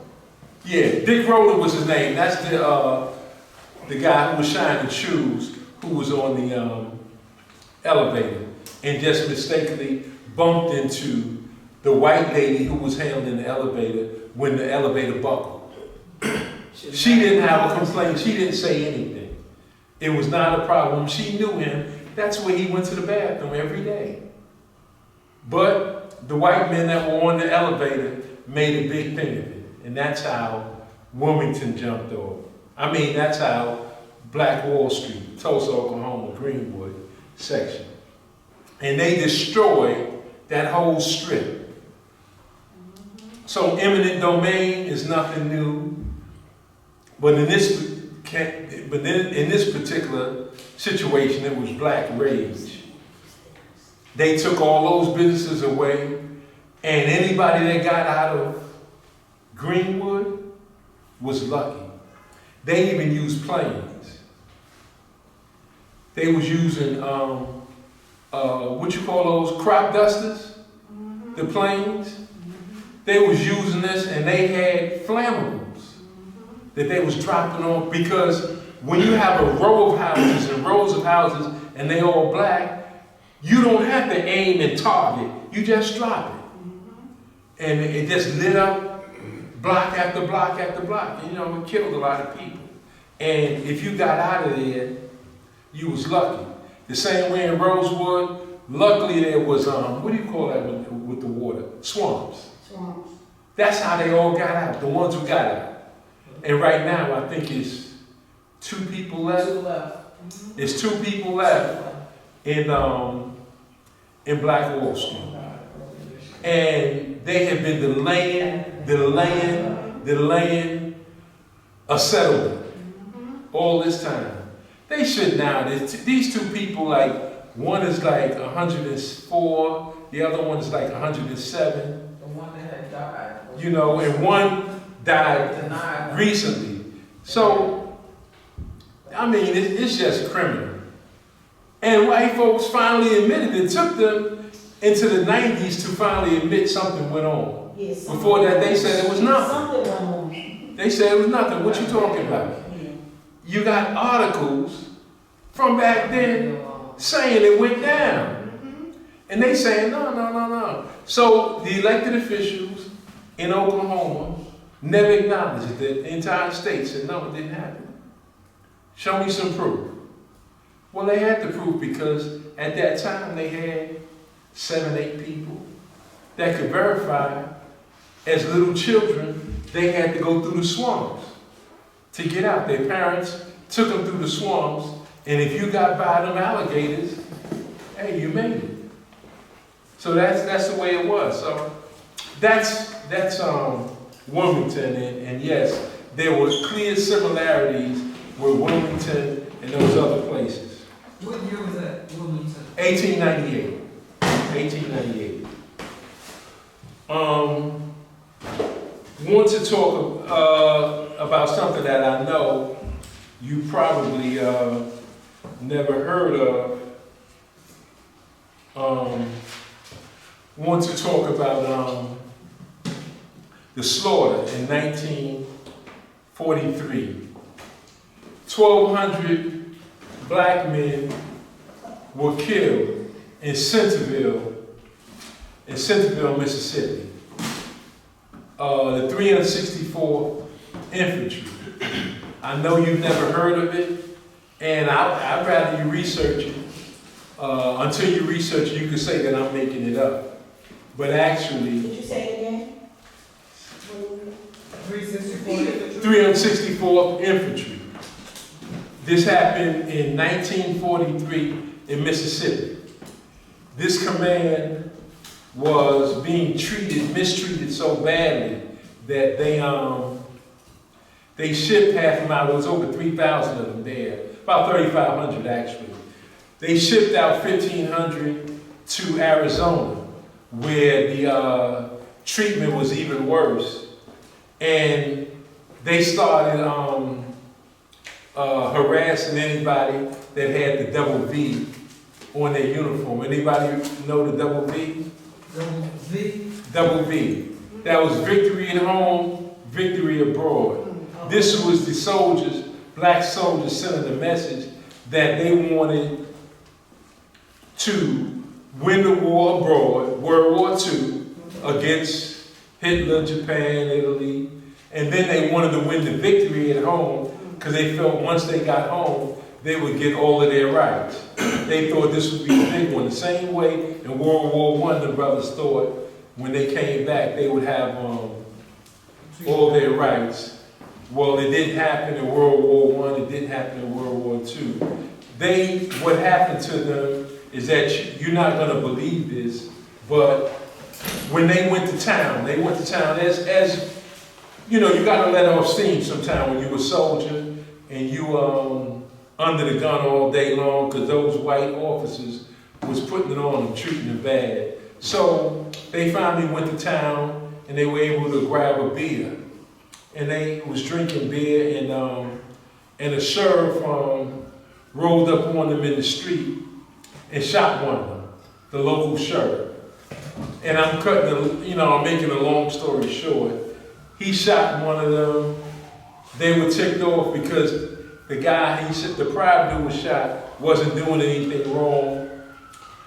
So they went back to get their guns because they said, we got something for y'all in Centerville. Because this sheriff, what he had did is that he had empowered a whole lot of white guys, gave them all weapons, or they used their shotguns, and told them they were deputies. So they were mistreating soldiers. So when they went back to the barracks to get their weapons, it was a little over 1,200 of them. They went back to get their weapons, and they didn't know that prior to that, the white officers in the armory took out all of their firing pins. Everybody know what a firing pin? I don't want to assume that everybody knows. You know what a firing pin is? Well, a firing pin is the pin that hits the back of the bullet, and that's when the explosion occurs and shoots the round out with the gas. You know, so without the firing pin, you can't fire the weapon. You knew that? I'm a vet. Oh, well, okay. But I'm just saying, there might be somebody here that didn't know that. I shot a few people. So that means you had the firing pin. But he didn't know it was a firing pin. Exactly. So in any event, they came out of the barracks ready to go back to Centerville and fight. The commanding officer at that time, what's his name? Colonel, I think it's Goodman, but I'll check because it was a captain named Goodman there too. The Colonel was Goodman, yeah. He ordered the MPs to openly just fire on them. Do you know, and I know you're saying, Michael, you're making this up, but I want y'all to research it. Come back and tell me I lied. Do you know that they killed 1,200 black men in 1943? And that's many of our grandfathers or fathers' time, depending on, you know. They killed them outright in Centerville, Mississippi. They killed 1,200 black men. And I'm not talking about in the 1800s or 1700s. I'm talking about in World War II. Killed them outright. Now, when they killed them, They murdered them. yeah, it was a massacre. It was a slaughter. As a matter of fact, the name of the book is The Slaughter by Carol Case, just in case you want to research it. Camp Van Dorn Slaughter. What's that? It's called Camp Van Dorn Slaughter. Yeah, was it that was the actual Camp Van Dorn in Centerville, Mississippi. Right.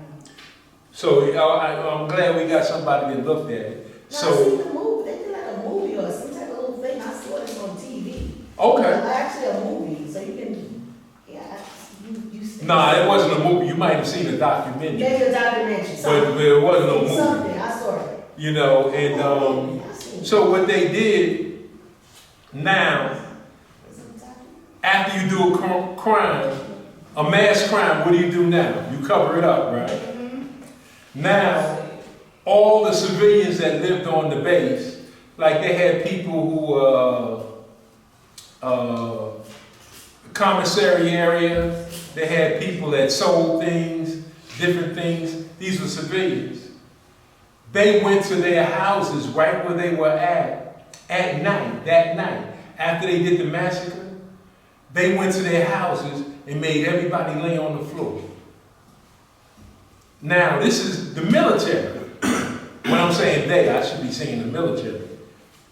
The army went and put everybody on the floor. Imagine them coming to your house, they come straight into your house and say, get on the floor. You thinking of, what, Nazis or something like that? These were white American soldiers. Made everybody get on the floor. Nobody better not look out the windows. Because all they heard was, shooting. Going on for a while. They said like a half hour, 40 minutes. They killed everybody.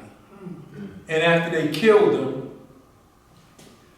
a white guy who was in his house, they didn't go to the white guy's house, he said he looked up. And he was scared now, but he looked up out his window and all he saw was black bodies. And he got away from that window. Now the next day, they kept everybody down until they removed all the bodies. A sister who worked in the commissary area, and it was either the commissary person or the person who worked at a restaurant. Now she's used to the black soldiers coming in every day hitting on her. She didn't see one black soldier.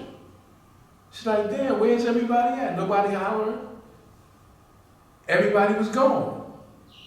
And so, an entire month, you check it out, an entire month is missing log entries on that base.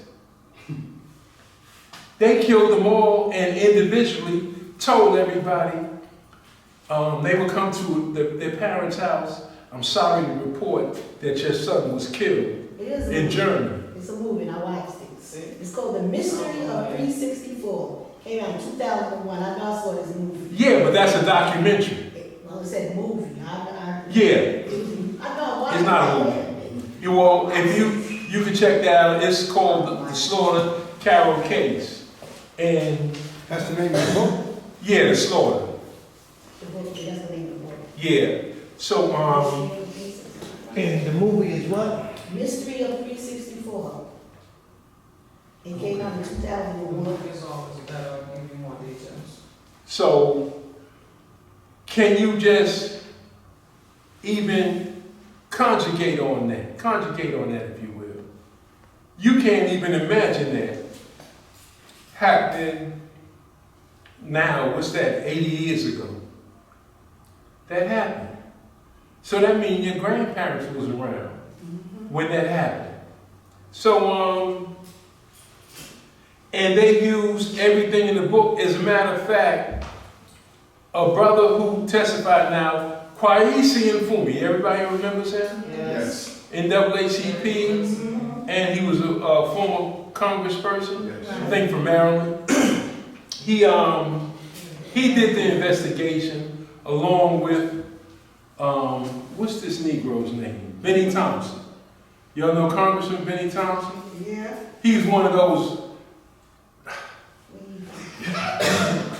he's one of those Negroes that the Tea Party spit on. Yes. Y'all remember when they was walking into the congressional meeting and the Tea Party was outside the building, and when all of them walked by, they spit on them? And the it was kind of funny actually, because the Capitol police officers watched it and didn't do nothing. And they looked at the Capitol police like, you know, arrest them. They just spit on the congressperson. They're like, man, please. But Benny Thompson was one of them. And he's always acting like he's somebody. Him and other cat from South Carolina. Who's the guy from South Carolina who's real tight with Biden? Clyburn. Yeah. So, you know,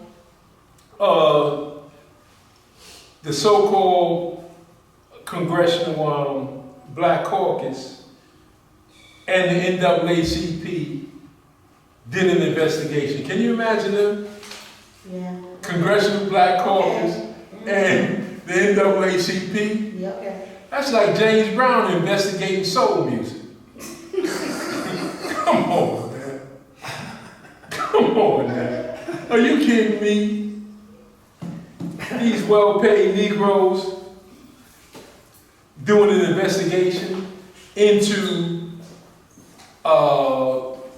exposing an army plot where 1,200 people was killed, and they gonna deliver the goods? Matter of fact, I'd be hard pressed to think of anybody that can do that kind of investigation. Maybe in Automatics would do it, but what other attorney would do that investigation? That's why they call the movie mystery. So, that's one thing, and I'll start the Q&A in a minute. Just want to say that some of the things that post-slavery, or even to this day now, whether you go through World War I, World War II, Vietnam War to this day, issues that we have that's been around a long time. Ballot access, is that an issue? Access to the ballot? You better believe it's an issue. Right now, you don't want to vote for either of the candidates. But what choice do you have? What choice do you have? None.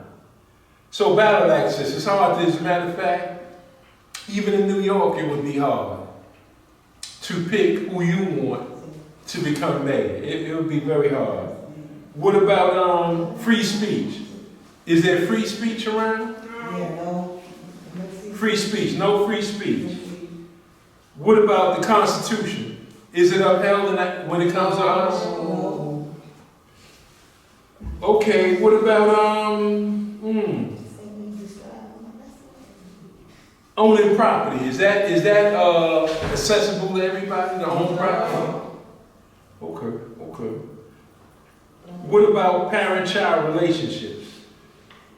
Do we independently have real parent-child relationships? Not allowed. CHS or whoever they are, whatever it's called, they'll take your child anytime they want to. ACS. What's it called? ACS. ACS, yeah. They'll take your child anytime they want to. And hear that thing happen in Harlem with a little child, and they said it was some history there, then why didn't they remove the child in that case? Why did they make sure that child had some food? So, what about, do you have full rights to travel? No. Okay, and so I'm just saying, we got issues. Are there black codes that still in effect? Yes. Yes. All right, what about convict leasing? Yes. You still know that there is convict leasing. Yes. Everybody in jail don't belong in jail.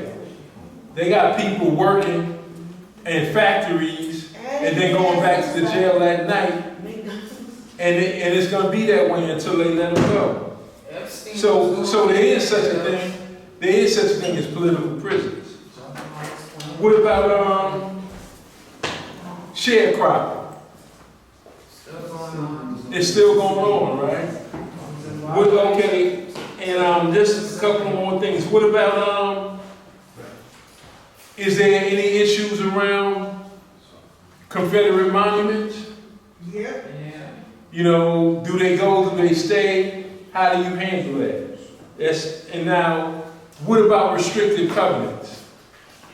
Does anybody here know what a restrictive covenant is? Without looking at your smartphone? What's a restrictive covenant? Anybody? Okay, a restrictive covenant is when you as an owner, at the time of your death, you make a covenant that your family can never sell this to a black person. In other words, whether it's a business, whether it's land, they have covenants where it can never fall in black hands. They got those things all over the country. It was so widespread at one time that you couldn't buy property. As a matter of fact, you could buy property if you wanted to in some parts of this country anyway. They have cities. And still, Still, go visit Forsyth, Georgia. Well, Forsyth, Georgia is one of them. As we mentioned the last time in the lecture, you can't go to Forsyth, Georgia. I don't care how much money you got. You can't buy a house there. but can't buy some land in Hamptons. Who knows? Yeah. So I'm just saying that to say that, you know, they have restrictive covenants. You don't think that, well, I can't use Puppy now because he's not around, but Bill Cosby, Oprah, and all of them, you don't think that they can get together and put the money together to buy CBS or NBC? You know, They've already been it's not gonna Cosby has oil under his land in Massachusetts.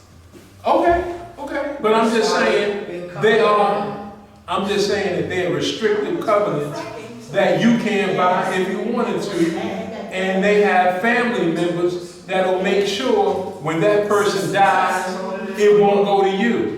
One of the few times that it didn't go the way they wanted, they went after the brother when Michael Jackson bought Elvis Presley's catalog. And Paul McCartney. Well, Paul McCartney was among them that got upset with it, but Michael asked him first, out of respect. He asked him out of respect, The Beatles. are you interested in it? And he just took it as, no, not really. So he bought the Beatles catalog, and Michael Jackson is such a nice person that what he did was he went to Little Richard one day, And bought his stuff and gave it to and he came to Little Richard and handed him a check. And Little Richard said, what's this? The check was for $7.5 million. And Little Richard said, what's this for? He said, oh no, when I bought these catalogs, I got your catalog. They're supposed to give you this. This is what you're entitled to. He gave him a check for $7.5 million to Little Richard. Little Richard started crying like a baby because he couldn't believe it. That a man that had that much money would just give it to him. He said, hey, it's yours, man.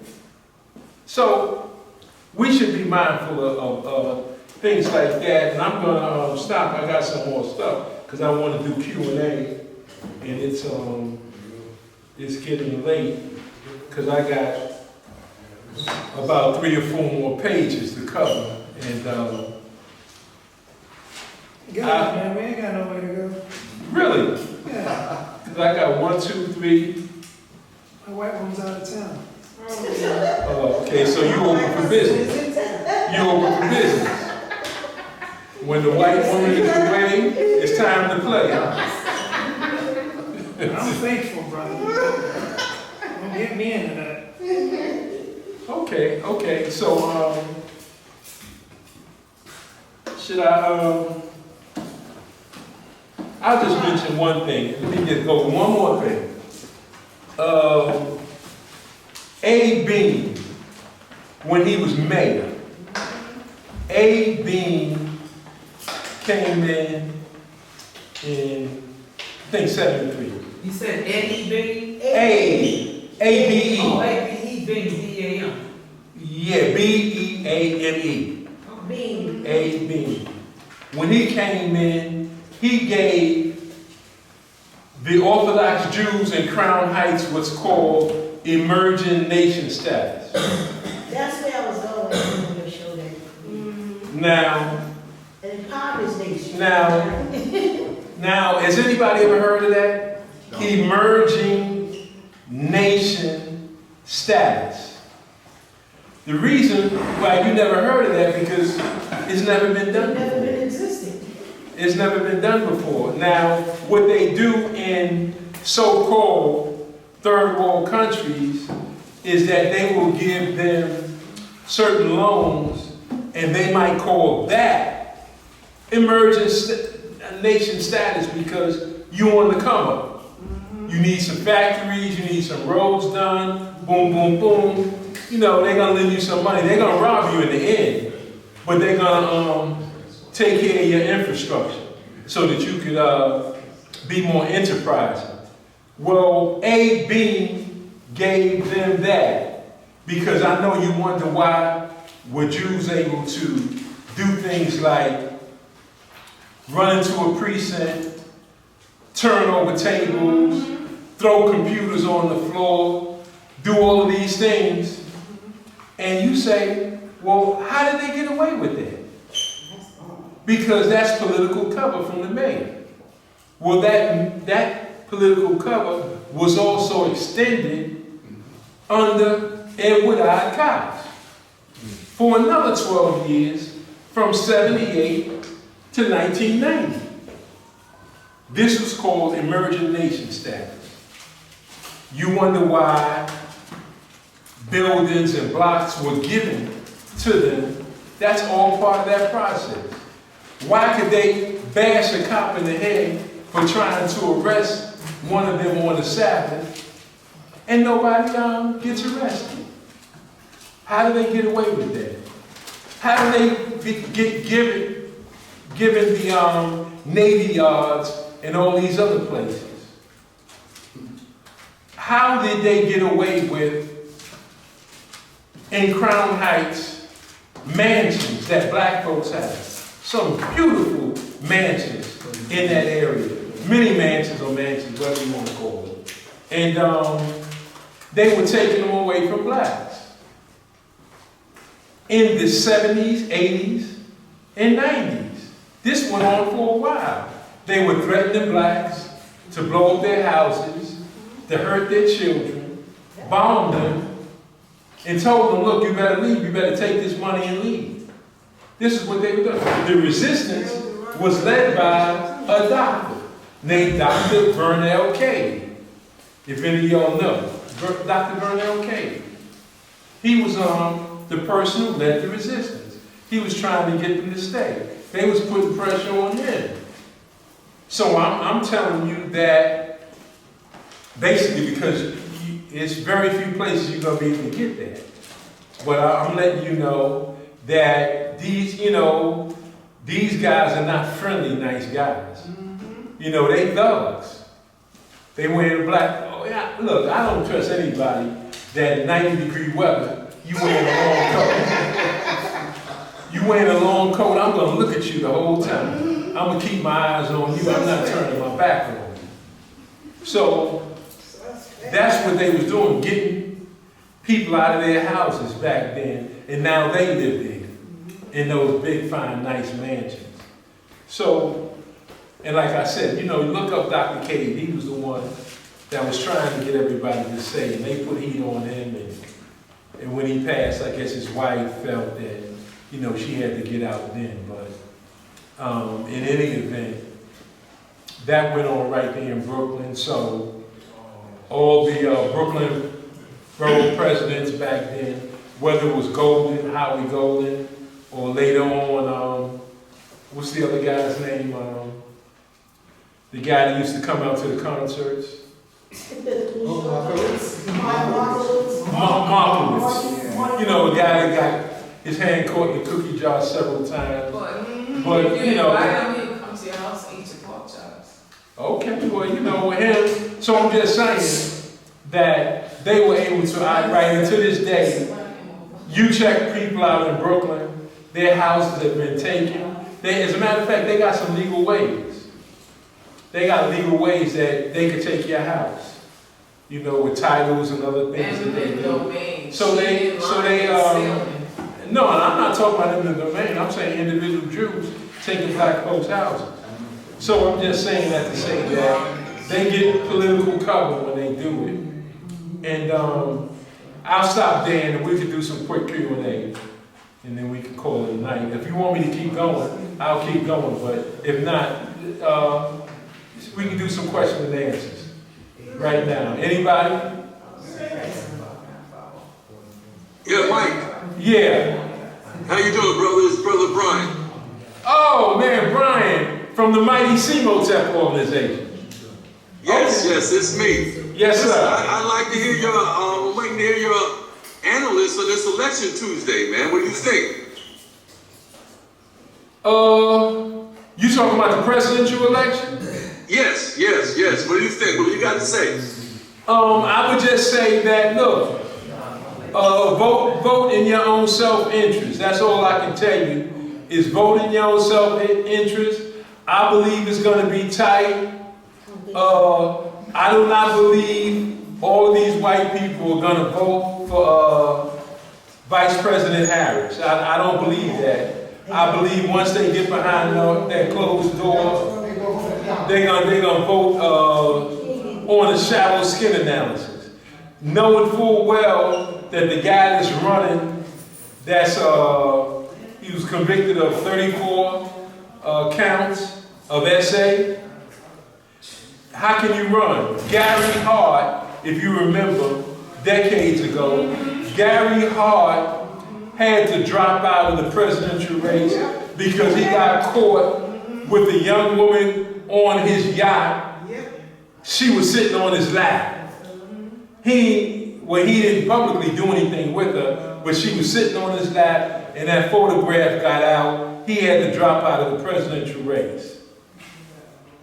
So. Yeah, I remember that, yeah. So I'd say now that vote in your best interest. Whatever you think is right, and I'll give you just a couple of scenarios to consider. Just consider, if Trump is there, are there going to be a lot of wars? Well, if you go by history, he didn't start many wars. There wasn't a lot of flare-ups during his time as president. It's guaranteed there's going to be wars under Harris. And yeah, it's going to continue. And she can see no wrong in anything that the Israeli Defense Forces do. If they kill 10,000 people tomorrow, 20,000 people the day after that, and another 50,000 that next week, she will see no wrong in that. She will say, Israel has the right to defend itself. And her husband said that, if she wins, a Missouri will be placed on the White House door. Really? That's what he said. A Jewish symbol. It's a Jewish symbol. Unless you know business, you might see a little stick. It's like a little stick. Yeah.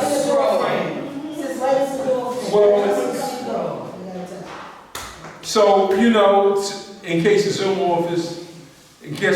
Zoom audience didn't hear it, can you say that loud, Keisha?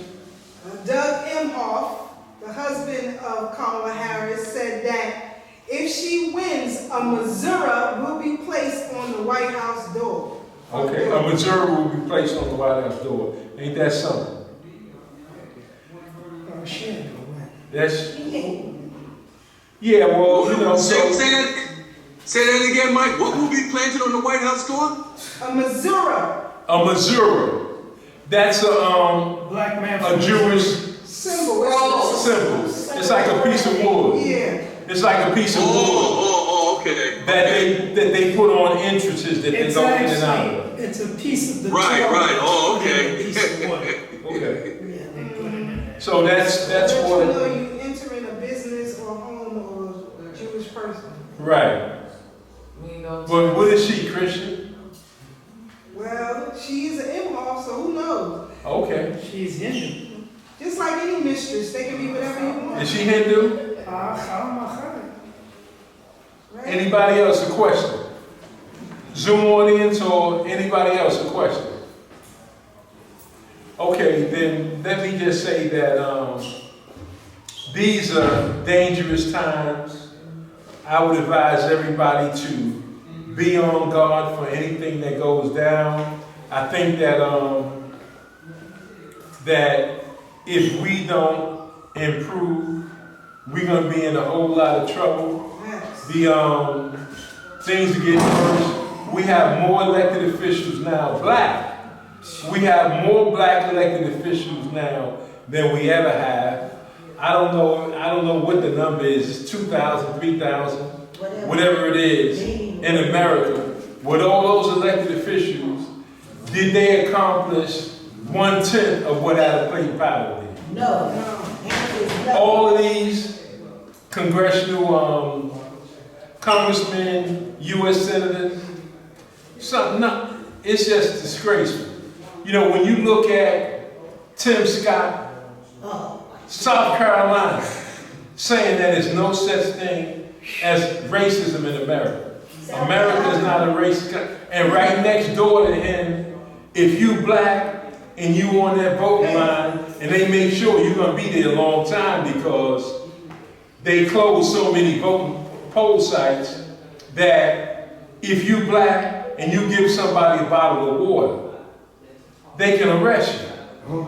And Tim Scott say there's no racism in America. And right next door to him in Georgia, you can't give an elderly person a bottle of water or you can be arrested. Slavery is See, valid in 2 states. What is that? So it's more important to be a man. You know, it's more important to be a man, and for him to kiss where the sun don't shine for Trump, it's just disgraceful. I mean, how much of a Tom can you be? I mean, you giving Tom a new name. You know, it's just horrible. So I would just say that we got to get better. You don't always get what you pay for, but you're gonna pay for all that you get. And we got to get better.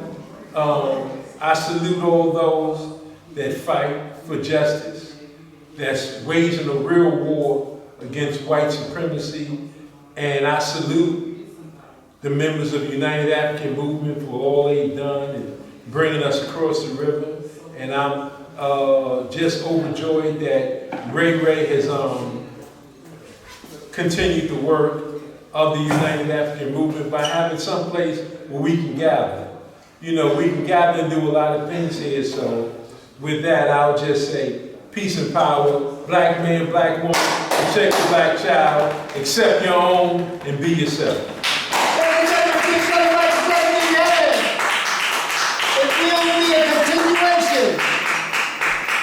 Of whiteness in America. And whatever the outcome, we might need somebody to kick us in the behind for us to wake up. Thank you to the audience. You can have a little conversation while we cleaning up here. Good to see everybody. Thank you for coming on. I'll be texting everybody for the next.